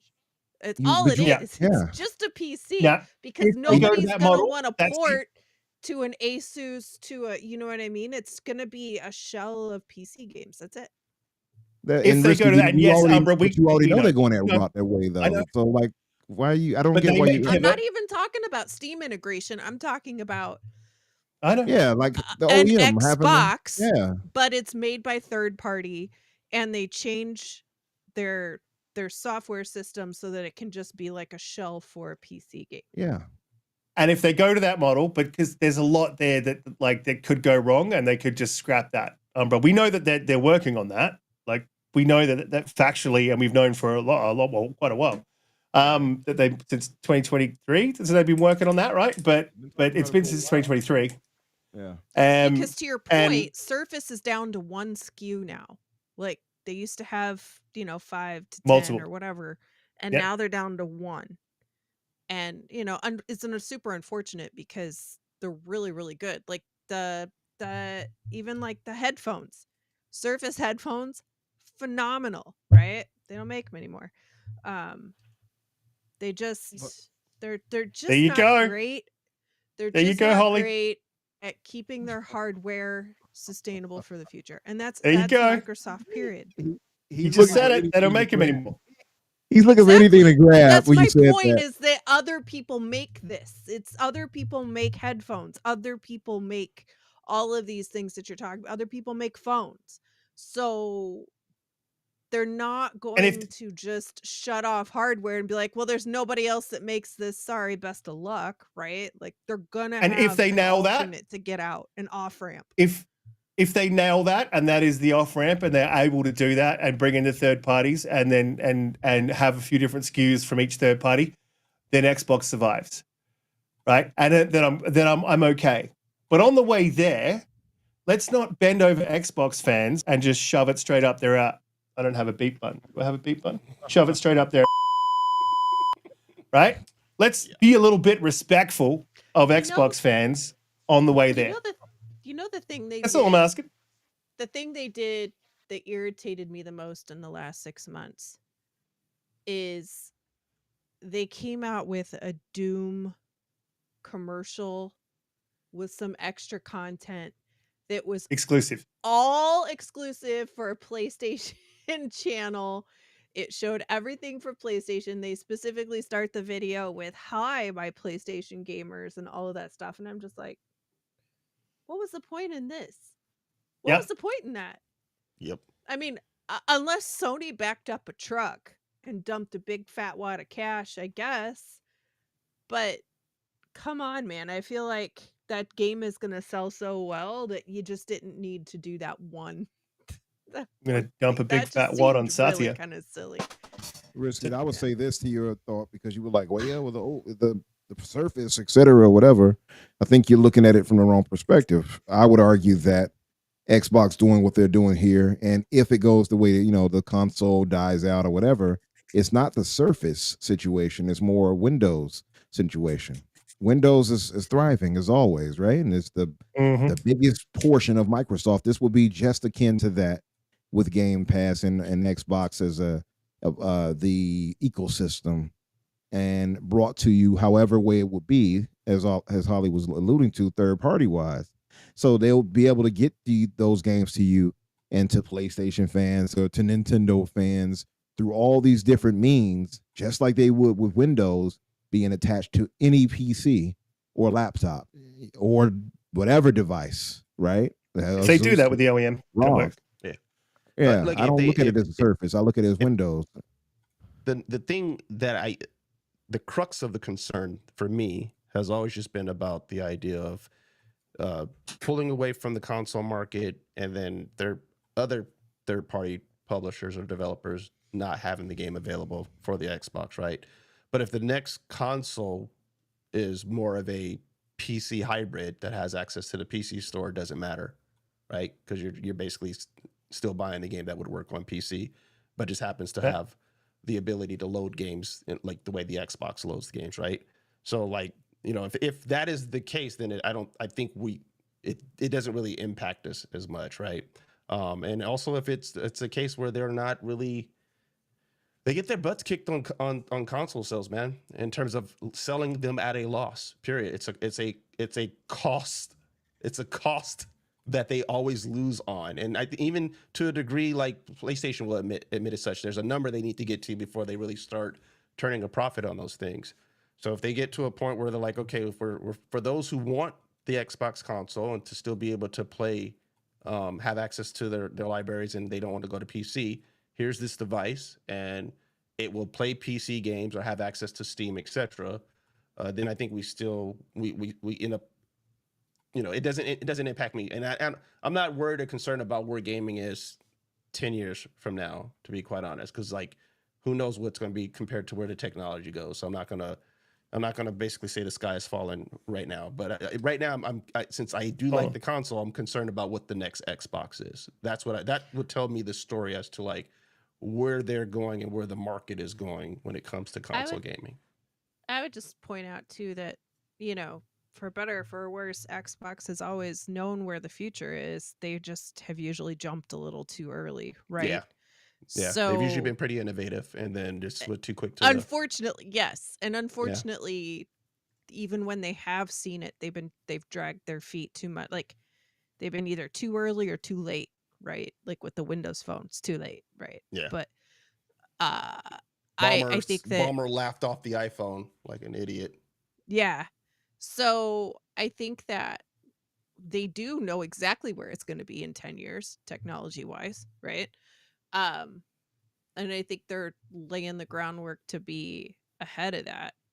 But, you know, whether the trick to that is that consumers and the market, you know, stay consistent with what the trend or what that growth looks like. So I don't know, it's probably another gamble, but I mean, obviously they see cloud as like the next thing, right? And not having a box under your TV, but having it integrated into all of your systems. So I'll tell you what, we'll Riskit. see. This is the thing you said before. I will have the death of Xbox funeral with you, fam. I'll burn it in the yard. But listen, when you pull out, if you're on a date, right, it goes well, you end up back in bed. If you pull out, right, slap her on the ass and flick a penny on the bed, say, fuck you, see you later, and you walk out the door, right, it's very unlikely you're going to get a second date, right? But if you pull out gently and then you cuddle up and then you go, I'm just going to head over to my side piece, just gently, you might have a chance at a second date. I'm just saying, when you pull out, do it gently and don't. What are you? And you said if we gently tell the woman who probably was catching feelings that we just laid down and gave the best loving we could give, I'm going to my side piece. If we told them lovingly, they might just give us another chance. They might just give us another chance, right? I hate to tell you, fam. I think both of those are going to be losing strategies. To be quite honest. I like how Holly went on camera immediately once you said that. The sad reality of this, Riskit, is you got to lie in both scenarios about the fact that you're going out to go do. Now, I wouldn't know anything about this because I'm a faithful man. But for those who do that thing, I've heard they got to lie to their main or the girl that they're in bed with and hide the other girl that they're going to go talk to. Just come flying in the back of your head right now. There we go. So I'll be like, she's listening. That's how I hear it's done. That's why I hear it. So. Look, all I'm saying is we've understood the strategy and I do want to move on to there's something related to this, but we understood the strategy for such a long time. We knew what was happening. I knew what was happening. Am I cool with it? No, absolutely not. Is it necessary to take over your tent poles? No, it's absolutely not. I understand they're doing it for sales. However, it's how you do it that it's, to me, the defining factor of whether I'm going to get on here, or I'm going to get on Twitter, or I'm going to get on wherever and put out tweets like, I'll go fuck myself, just buy a PlayStation, right? Because, yeah, it's just the how you do it, not the what you're doing. Holly, come back. I promise I won't continue with that sort of chat. Holly, come I back. do need to jump. Holly, You come can back. blame it all on Riskit. He It's was definitely on me. wrong. Oh, sorry. Oh, That was I quick. got to get to these super chats, so like we'll probably bring us back into this conversation a little bit, and then we'll jump on to the next topic, which is related. Christopher Dring. So Rashan Eppinger, and I hope I'm getting that right, Rashan, with the $5 super chat. Long-time supporter, shout out to you, man. He says, do you not understand that the audience is so large that MS would make more money cancelling the console and selling only on PS and PC? Yes, I understand that, and that's my concern. That is the concern. You know what I mean? When you're dumping the overheads of making a console, that's the thing as well. You got to look at it like Satya from a business perspective. We look down and go, it's costing us X amount to make these consoles, when really the consoles aren't making as much money, and we could make a lot of money over here. Now, at this point, we've still got Game Pass subscribers, and we've got a lot of investment in that console from the 30 million. It's not a small number, right? So I can't see him looking down and seeing it as a loss. But there may be a time in which he does, and that's my concern. And I see that as a logical conclusion. With that being the case, then, if again we go back to the thought of them having the third party have the options or PC that you can do it and essentially have that workaround where you get the Xbox but on a PC. The question that's on many folks' mind, Riskit, is, will you go to PC? I will if I can get the same. You know me, right? No, I can't. I have a PC and I will continue to upgrade it, and just because I like having access to like a good machine. But like my concern is the living room space. So they have to solve that for me, right? They got to solve the way I interact with my Xbox to run my living room. And the PC doesn't do that for me. So that's my only issue. That is sort of solved if you speak to Asante. Shout out to him. He could probably solve that. But there has been some talk in the background that I went to a specific person and asked some specific questions about some specific PC builds, and for some advice. That is unequivocally not true. And I'd also like to say no further questions. Objection, Your Honor. Badgering the witness. And we'll move on to the next. About Riskit possibly asking and inquiring about getting a PC built. Did you hear about that Gray Monad in the chat? Sure. Untrue. Untrue. And I will. All questions can be directed to my lawyer. Between the business hours of 7 a.m. and 4 p.m. The last of the Xbox Eakins is Riskit. He's out of there now. Spartan 661 with the $9.99 super chat. Shout out to Spartan, long time supporter. I think like from day one, Spartan's been having my back. So shout out to you, man, and much love. He said, "What if Xbox release their base games on PS and don't include the expansions? What if you can't play the full game like how PS has exclusivity on money-hatted games? All corporations are clueless." Yeah, I think I would love to. It's not going to happen, right? But I said back in the exclusive video why they're important. Phil I think it was like in the corner a while ago, because he said that's the type of behavior that he doesn't like. Yeah, he wouldn't do it. And it'd be 4D chess if they start pulling shit like that, and I'd love to see it. I'd love to see it. I don't see any reason why they couldn't do it. I mean, love because to see it. PlayStation fans will complain and stop buying their games. It would tarnish their games on PlayStation if they started pulling things like that. Good. It'd be fair. Like if PlayStation started doing it and gave us like Spider-Man, for instance, but it was like, oh, you're not going to get these missions or whatever. I'm like, well, I'm not buying it. What the hell would I buy it for then? And that's the same thing they would do if Xbox did that to them. PlayStation fans would refuse, and so I think they should do that. That will defeat the whole purpose of them bringing it over there. I'd like to see them defeat the purpose. Yeah. We know. So, related to this, there was an article that came out from WCCF Tech, which I picked up. It must have been pretty recent because I was just looking for what's going on in the week gaming news. And and this came up, and then I woke up on Twitter and it was a thing, and I'm like, shit, I should have posted this because it wasn't a thing. But Xbox multi-platform strategy is leaving some publishers and developers baffled, with some no longer seeing the need to develop on Xbox versions of their games. And this is another thing that it is a line to walk. And while Christopher Dring's an absolute fanboy, and it's weird that he walked this back, and we'll get into that in a minute because I've never seen him walk back any shade he's thrown at Xbox. But he did walk this back, so it's weird. Anyway, just straight to the quote, which is, while Xbox multi-platform strategy could be paying off in some ways, Microsoft's published games on PlayStation 5 are doing quite well. Certain publishers and developers are reportedly baffled.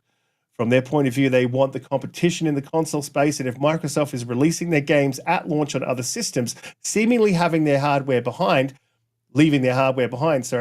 they don't see the need to create Xbox versions of the games, as Christopher Dring highlighted.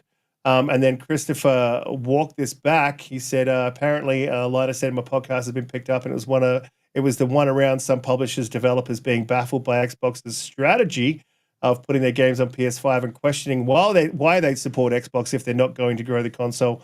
3 things to clarify. So a bit of a long one, but I'll go verbatim because I don't want to misrepresent Christopher Dring because, I don't know why. Anyway. Xbox third-party support is stronger than ever. You can see that through Game Pass deals, relationships with Square, Sega. There's no evidence at all that people are walking away from Xbox. Quite the opposite. This part of the podcast was really to point out the transitional challenge. Xbox is transitioning. Xbox has in keeping publishers happy with the Xbox console while pushing their multi-platform strategy. I don't believe for a second we are going to see many companies, if any, move away from Xbox, despite what few might be grumbling about in private. The whole industry strategy is multi-platform, including PlayStation. I added that PlayStation bit. 3, ultimately, I believe Xbox's strategy is great.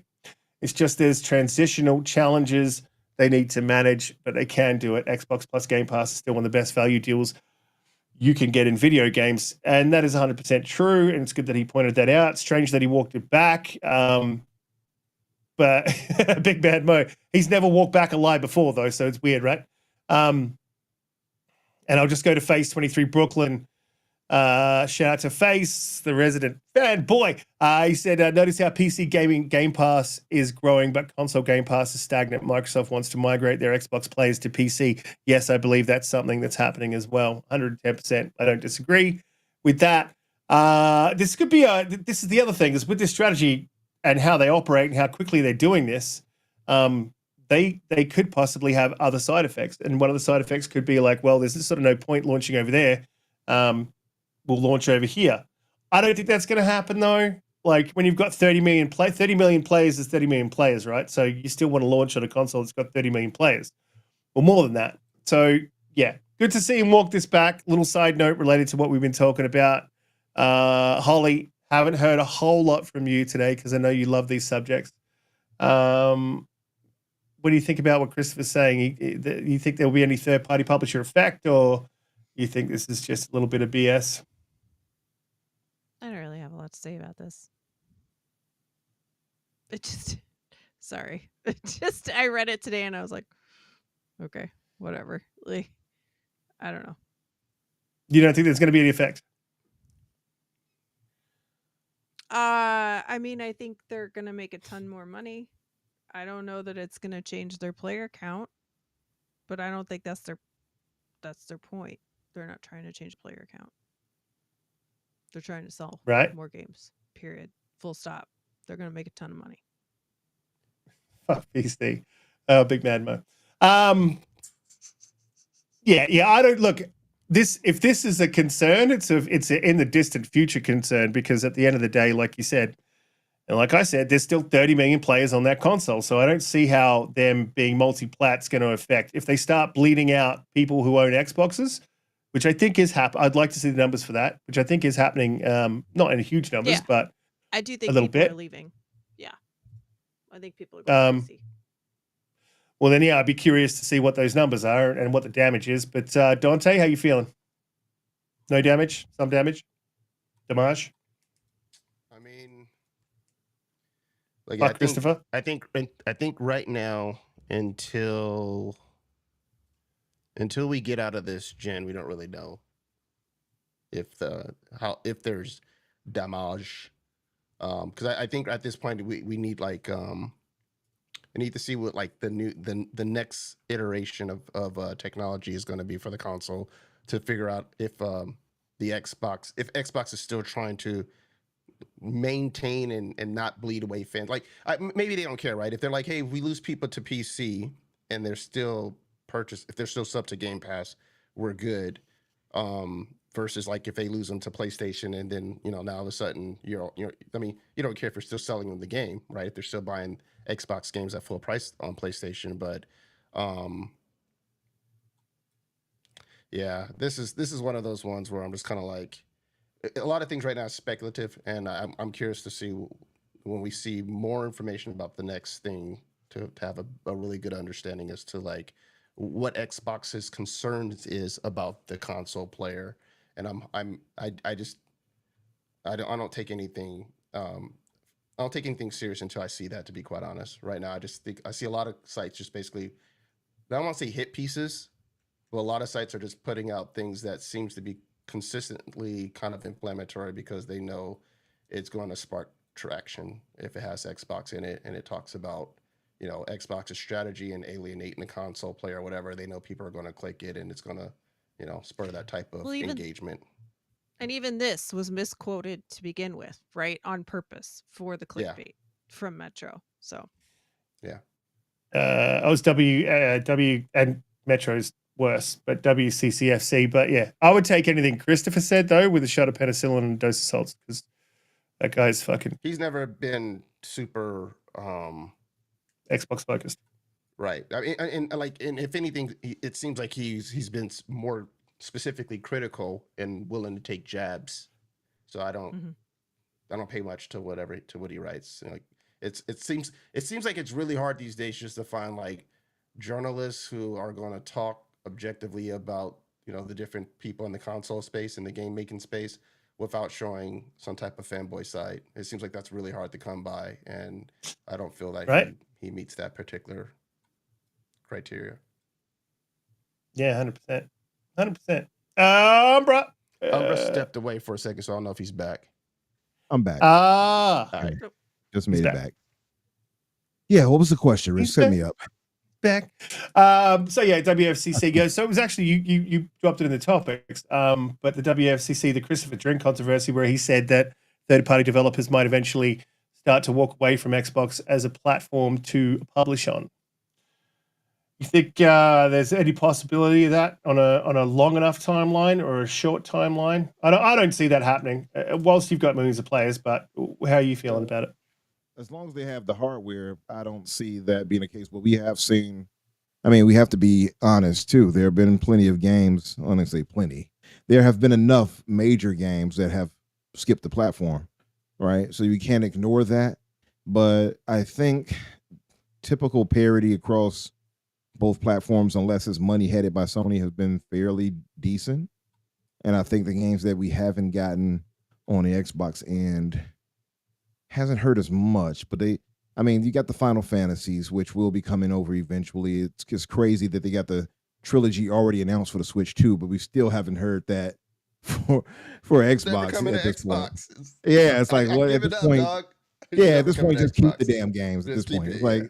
It's ridiculous. I got it on PC now. It's like y'all took so damn long. Yeah, I wanted those achievements later. Yeah, it's like at this point, it's like whatever. Square. I think if it's a matter of them not having a platform, it could be a drop in third-party support. But then there is the X factor of Game Pass and them making deals to get those games in there. I guess it all depends how they decide to play it out. Microsoft themselves. But as long as they offer a platform and an ecosystem where those games can still sell, I think they'll be fine. I don't see why any publisher will be like, oh, we're just not going to put it over there unless it costs them way much more to do that for like smaller developers. We've seen that complaint before, to be fair. So I won't write it off completely, but it depends on Microsoft's long-term situation with consoles. If they don't really have a platform to offer it on, as far as hardware, it might become a little less necessary for third party to support it, to be fair, outside of Game Pass deals. Yeah, the only thing that even kind of makes sense about this is if you're talking about a scenario where the install base of the Xbox console user drops to a number where it doesn't make sense for the developer to make their game available for Xbox, right? Yeah, that's the only way. The part of the topic of like Microsoft putting their games multi-plat, like, okay, like that isn't, you know what I'm saying? Like, so if you're trying to get there because you're feeling like, okay, well, since they're doing that, you know, like, I'm not going to get enough people to then come over and purchase an Xbox. Well, it's like, well, you're not getting that anyway from like some of the PlayStation diehards, right? They're not going to go buy an Xbox right now anyway. So it's kind of like, as long as they're still kind of doing what they're doing right now, which is, I don't know, I imagine it's probably, 30 some odd million or whatever in terms of the install base for like just the X and the S. And if the next hardware is really compelling and you kind of duplicate the same thing, I can't see a third party developer saying, yeah, I want to skip that. That's potentially, 30 plus million people that I could sell to, but nah, that number's not big enough. It needs to be 60 some odd million for me to, you know what I'm saying? Like, I don't see any company that's going to do that and say, I'm not. The only way I could see it, the only way I can see it happening, right, or specific games, I don't see it as like an en masse, like third party dropping support. But maybe if you had a live service game and you weren't confident that Xbox was going to exist as a platform, and you were looking at risk versus reward, cost versus port sort of metrics, then maybe you would be like, I'm not confident that Xbox is going to be around, so I won't do it. But I that's not even like a now thing. That would be in the future thing. And yeah, and exactly what you said, man. The players are there, so you're going to publish where the players are. If there's there's not 100 million players on Xbox, but there's 30 million, and 30 million is not something to sneeze at. Drop in the bucket, right? That's a pretty significant number to say I can potentially sell copies there, right? I mean, you see games who are celebrating like, oh, we sold 2 million copies, right? Or whatever the case is. Well, so it's kind of like you're doing that between selling games in a couple different places, right? You're not guaranteed that you're going to get all that just from PlayStation or PC. Yeah, I mean, when you look at Expedition 33, the UK charts were showing that it actually sold better or was in the top 10 of Xbox, and it wasn't even in the top 20 of Xbox, and it wasn't even in the top 20 of PlayStation as well. So it obviously sold pretty well on the Xbox system as well as selling on the PlayStation. We could have that argument. I'm sure people out there on Twitter would love to. I was one that basically, like, if I like a game enough that I'm like, okay, it's in Game Pass, but eventually I know I'm buying it. I'll buy it, right? Yeah. So I know I'm in that category. Yeah, same. Yeah. And I'm buying Expedition 33 just because I think they did an absolutely fantastic job. So I'm like, I'm buying that game just to reward how good that game was. So I've also paid into the bag that they got in Game Pass, and I'm also giving them my money for the sale. So 100%. Unless, maybe I'll buy it on Steam. Safer place to get it. I'm kidding. Matt, Mo, chill out. Going the dark side. That's it. On Steam. Yeah. So then I guess the next topic, before we hit the next topic, please hit the like button, share us out. We go live EST 8 p.m. EST every Friday. Next topic is a bit more of a positive one, again, related. Everything seems to be sort of tied in at the moment. Xbox has become the biggest publisher on PlayStation. An article from The Verge says Xbox is selling a lot of games on PlayStation. More than a year after Microsoft's announced plans to start releasing games on rival platforms, the publisher seems to have hit its stride on PlayStation. Not just on PlayStation, they are hitting their stride. A bit of a hiccup with this Gears thing.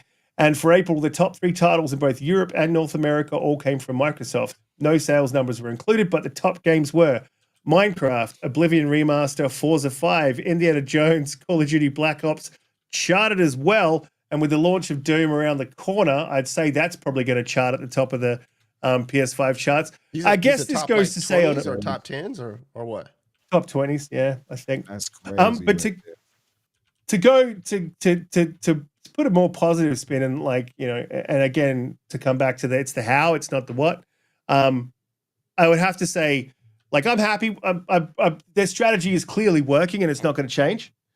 And so I get it. I don't think tent poles need to be included, all that sort of stuff. But to get off all that, off the back of what I said, I think that their strategy is working. And so there's no reason for them to switch it up. And I completely understand it. And they seem to be killing it, man. They've got a 47% growth on Game Pass, and Xbox itself as a system, as a business, is doing really, really well. And I 100% acknowledge that with all the negative stuff that I had to say earlier in the show. And I'm always going to give the smoke where it's deserved. But also, this is, I think, praise where it's deserved.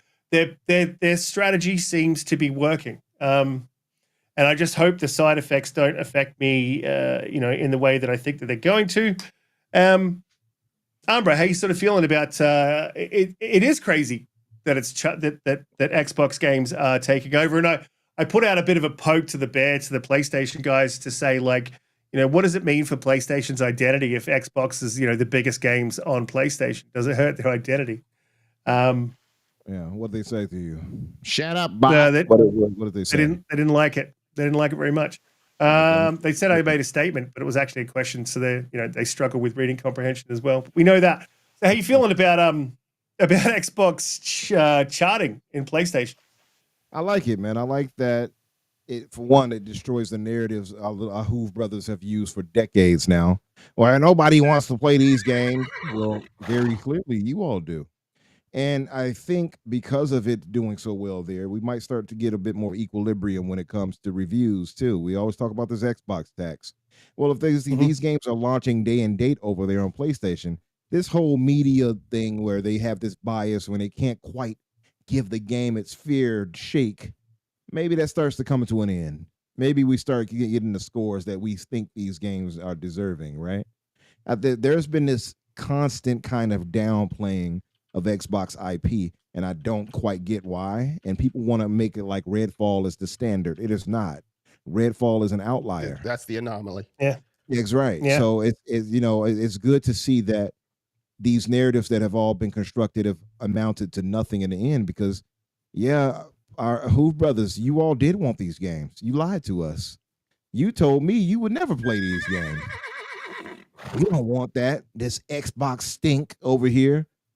Well, the rest of your ponies do.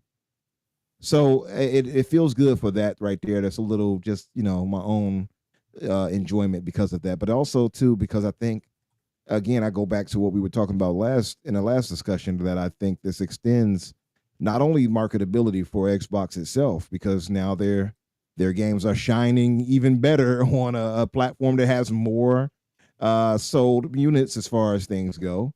Although Xbox has more monthly active users still, but now this is reaching a bigger audience that the casuals and such like that will see. And, maybe this will draw them into more different Xbox games. I'm sure that's what Microsoft is banking on. Minecraft is a mainstay. It's going to make the money it's going to make. Maybe Halo going day and date, as heartbreaking as that is to me still in some ways. Maybe it's for the betterment of the franchise, because now if it sells like this and does well for the multiplayer suite, it was probably, if they stick with free to play, we'll see how they do it. But if they continue doing that, well, we can be guaranteed to have more robust lobbies, right? And we can also risk it. Think about this. You could be in a lobby with Nib and teabag his ass into oblivion after destroying him. I'll punish him. The Punisher. I'll follow him around. He'll get back smacked like every 5 seconds. He's like, I'm going to write a thesis on you after this. This is not quite fair. What if you got a whole tweet like that after the fact? As you'll notice, you'll see Riskit for the Biscuit, famed Xbox fan boy, who had followed me around quite often in his map. Xbox. And he did the faux pas of teabagging me, as the gamers call it, in Halo Infinite 2. But yeah, I look forward to seeing where this goes, man. And I think, if anything, it expands the reach of these Xbox IP, which is possibly a really positive thing.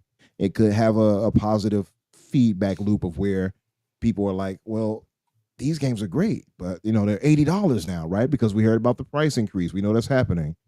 Or they're $70.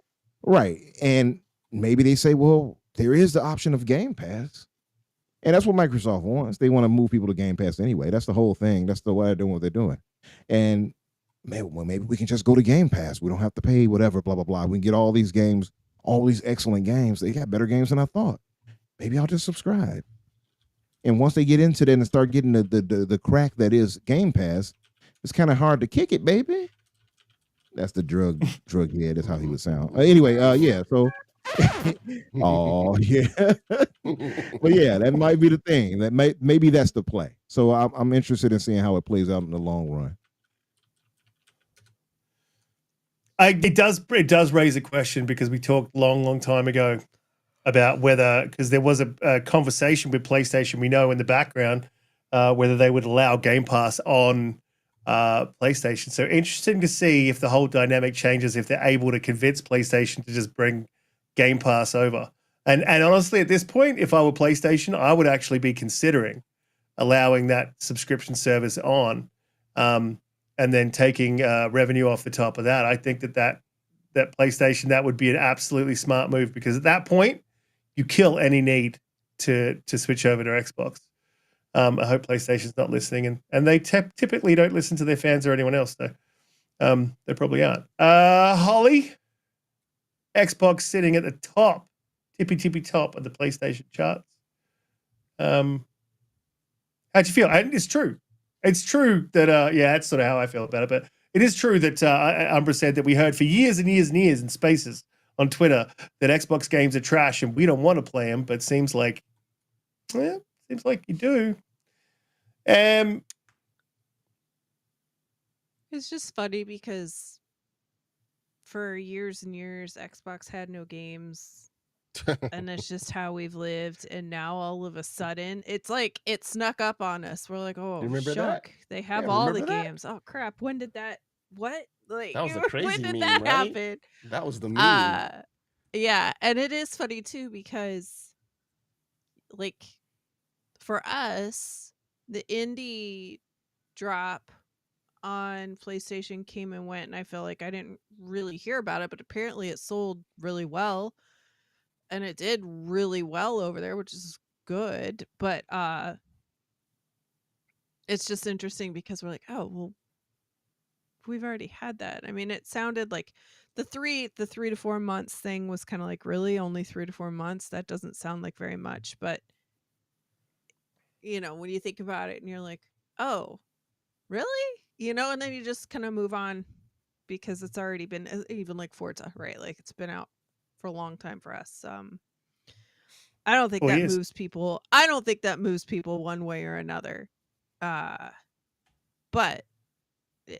it moves money for Xbox, which is the point. So yeah, 100%. Good for them. Well, I as didn't long as that see keeps any. my Game Pass price down, then that's a winner and gets me better games than Game Pass.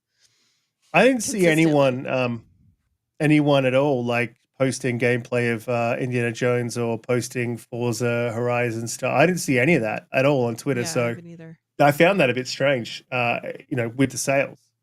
So it seems like maybe games. That's right. Seems like maybe the hardcore PlayStation guys are the ones that actually don't buy games. Donte, how you feeling? Xbox is taking over PlayStation.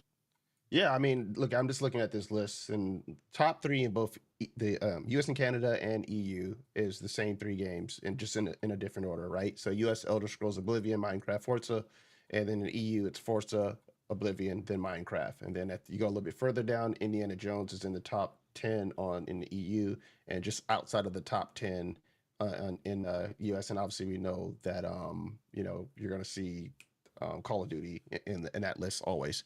That's stupid impressive for the company that was getting a ton of flack for not having games for the longest time, right? Which they rightfully deserve it, at least so at the time. They just didn't have the horses in the stable to produce the content that they need. So that's a crazy turnaround.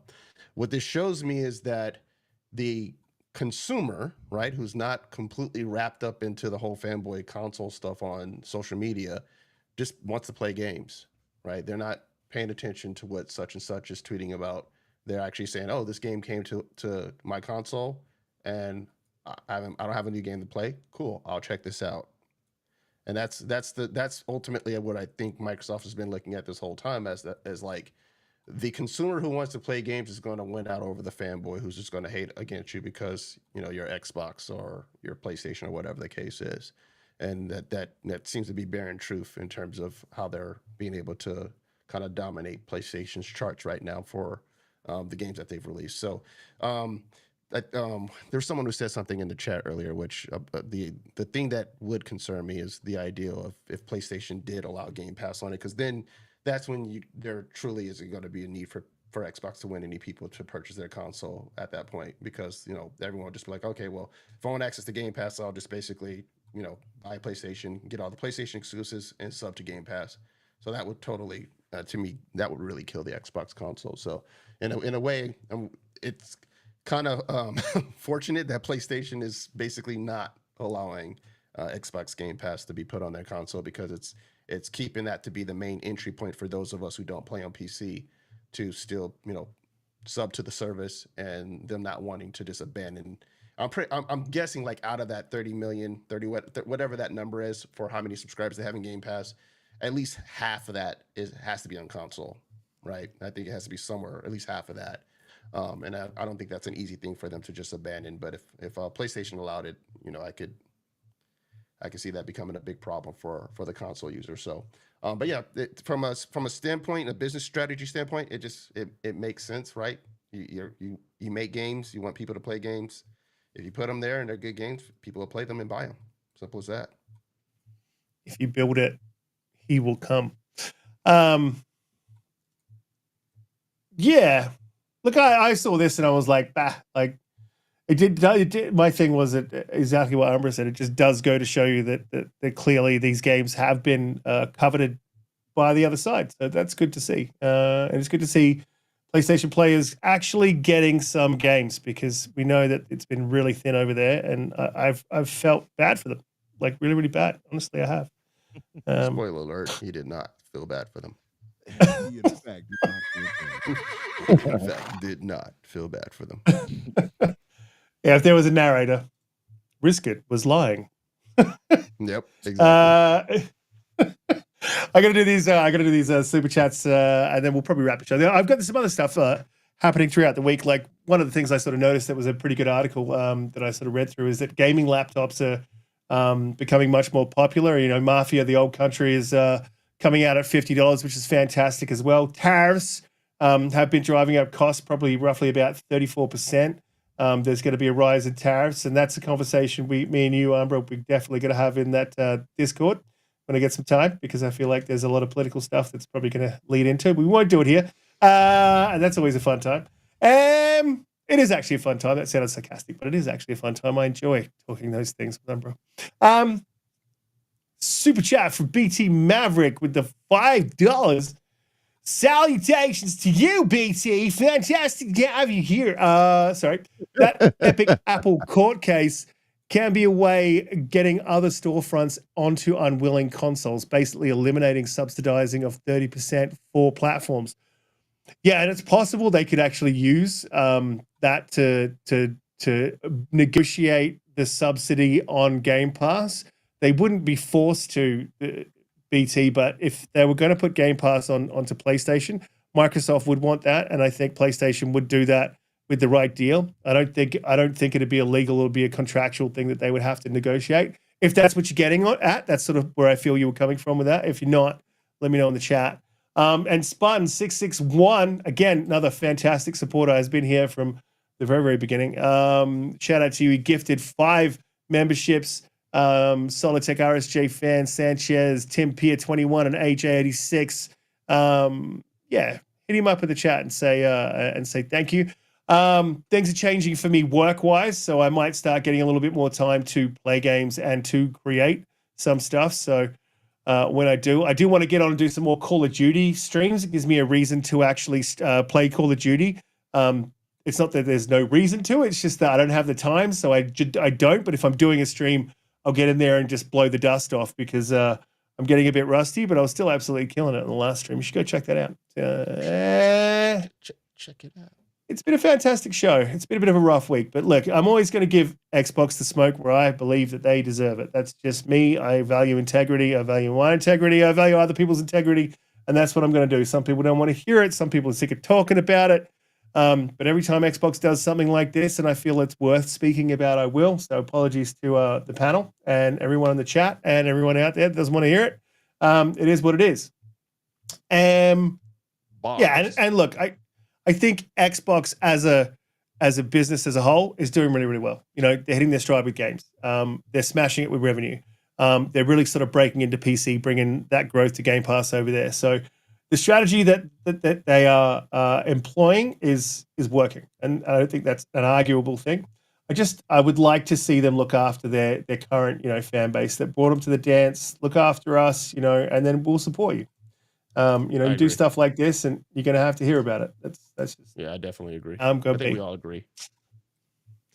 Holly, let the people know where they can find you, what you be up to, plans for the week, what you're going to be playing. I know you're going to be playing Doom, but like Expedition 33 is over. That would feel a little bit sad for me, and all that good stuff. Yeah. I won't be here next week. So I won't be here next week. Surprise. And I have actually we just got in, or I just got in. We will find you and bring you back. Sorry. The Avowed coin. Fire. Oh my god! Hang on, let me just put that on full screen. Keep it there. Keep it there. Keep it there. Oh my god! Look at that bad boy. The fire. Fire. Sure would wish somebody who lives in Chicago with me would give me one. That's crazy. Man. And then That is crazy. Down. And then here's the front. And the cool thing about this one in particular is that the side with Avowed on it is flat, but this side is actually round. You can see it. Yeah, it is. Oh yeah. It's a little raised. So, and this one in the giveaways comes in one of these cases. It's like nice. Who's doing the giveaways? I would jump on the giveaways and do them on this show, but it's just I've had hectic time and I didn't want to. The arranging of it and stuff is a bit tough for me, so otherwise I would. But let people know where they can go and jump on those giveaways if you know where they're being given away. Yeah. So Ains over at Seasoned Gaming is doing some giveaways, and also the Iron Lords and Mr. Boomstick. And nice. Colt's also doing giveaways. He is doing them a little bit differently. He's doing them through the podcast, but also for people who watch the podcast, he talks about how to comment like later on the video, so that he's just doing a different way. And then we are getting Doom coins in, and I might actually be giving away a very, very small handful of coins on my streams. So so maybe follow me over there, and I'm actually taking off work to stream Doom the Dark Ages on Tuesday. So I'll be streaming Doom the Dark Ages all day on Tuesday. And BT, it's obviously Henry Cavill all the time, every time. That's it. Yeah, Henry Cavill is an absolute legend. Love Henry Cavill. Yeah, he's a true gamer, like top to bottom. That man. Although Chris Hemsworth like picked up while I was in Byron Bay, because he lives in Byron Bay. He picked up a hitchhiker just like hitching on the road. Threw him into the car. They were like driving, and then they had to take a helicopter. So he threw him into the helicopter, and they like helicoptered him out to where he needed to be, and then just dropped him off. That is fucking crazy. I love hearing stuff like that. That's pretty cool though. That is a legend. Yeah, a legendary thing. Donte, let people know where you can find you, what you be up to, and all that sort of good stuff. Find me on the socials, Donte J Moody. What am I up to? Oh, so right now we're working with some fine people, and we're putting together our own an actual fans fest that's coming along quite nicely. So kind of stay tuned for that. I'm not really for sure as to, I think Ains may have put something out, so like we're kind of formulating like a list. I think not sure how much I can say just yet, but it's coming together really, No, you really can say- nicely. You can say a bit. They've got there's a venue. You've already got a venue. Ben put that out on There's a venue set for I think it's like a couple hundred people, and we got some guest speakers coming in, and it's all coming together pretty nice. So we're going to be in LA for the same time around FanFest for the stream, and yeah, it should be pretty cool. So kind of stay tuned for that. We'll see if if people are going to be in LA and people are kind of interested in going, can see if what seats are available if you want to. See about getting on the list. So I'll check back on that and get more detail. So I've been kind of in and out with vacation, so I haven't been able to pay too much attention to the chat like I should have. But I've been talking to Ben, and it's coming together pretty nicely. So keep an eye out for that. But outside of that, thank everybody for coming through and rocking with us. You guys are always the best, man. We always appreciate you guys, and we'll catch us on the next one. So catch you next Friday. Yeah, 100%. Yeah, just a little bit of a note on that. I did speak to Ben. I'm not going to make it out to LA this year, but my suggestion would be for the next one that you guys put together, because I'm sure there will be a next one. And to Ben would be like, don't do it in LA. LA is like the most expensive city. It's like, do it in Texas, or no, do it in Seattle. Seattle will be a great Seattle's one. Pretty Love expensive. to see it. Seattle and Texas are expensive. Seattle's pretty expensive. It's pretty Okay, expensive. what's it cheap? I don't want to get shots. I want to Iowa. go to Chicago. Go to Iowa or something. I don't know. Iowa? Yeah, Iowa, Davenport. A large enough city where there's stuff for people to come in and to do things. But I mean, I don't know. I think I'm kind of curious as to why Microsoft hasn't probably done it like in Seattle, if it's cheaper for them compared to like for doing it in LA. But I mean, it's just so many. It's such a major hub, and it's media friendly, so that's why they've always done it there. So yeah, we're trying to keep the thrill alive, right, and do something that's actually sponsored by the fans. So hopefully, we're feeling pretty good about it, man. It's coming together pretty nicely. If it does end up in Chicago, I'm going to need a strap. So if one of you guys can hook me up when I get there, Stupid. New Pope bless you. You'll be straight. Gotcha. Be fine. I'm thinking, what's the caliber there? Never mind. Anyway. Is it in millimeters or is it in inches? Oh boy. Yeah, but I'm thinking. So I'm an old school kind of guy, so I'm thinking, like some Dirty Harry type 357 sort of thing, right? Something where I can like load the bullets individually as I stare down the perpetrator, something like that. And then ask them if they feel lucky. I want to ask someone if they feel lucky. Dead before you get one in the I was chamber. going to say, dudes out here got switches. You probably be shot to the hill by that point, loading up your gun. Or maybe AK-47, like Uzi, something Uzi sized. I feel like I can hide that pretty well. Maybe. Anyway, enough about guns. Salutations, Umbra. Let people know that they can find you. What do you got planned for the week, man? How's your week looking? What if dude like was listening to the stream one day and was like, is he mocking me? Like, what would you say? Yes, I am mocking you. If the next time we're at a public event and he comes up and wants to throw hands. Right. I saw what you did. I want a salutation you, all right? But yeah. I would not be scared. He's not a guy who would worry me very much. He's a pretty small dude. Slim wise, I don't think he would give him much challenge. If I bump into Paris one day, and which is probably pretty likely, that's I would probably be a little concerned. But other than Paris that, got some muscle on him, so he might give you he's a big man. He is a big man. A little bit, yeah, it's possible. I don't think Maddie is going to be much of a challenge. I don't think so. Maddie reminds me of Shaggy from Scooby Doo. Raggy. Rural. But yeah, you guys can find me, of course, Infinite Umbra or Umbra Infinite on social media. You'll find me either way. Tuesdays, Xbox Factor with Boom, myself, and Jamie Moran. That's at 12 o'clock Eastern. The Fix, which we did not have one this week again.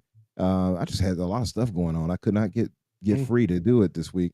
Sorry to those who were looking out to come through. Appreciate you, Soil Tech, for instance, and Gray. I know to getting to you and tell you.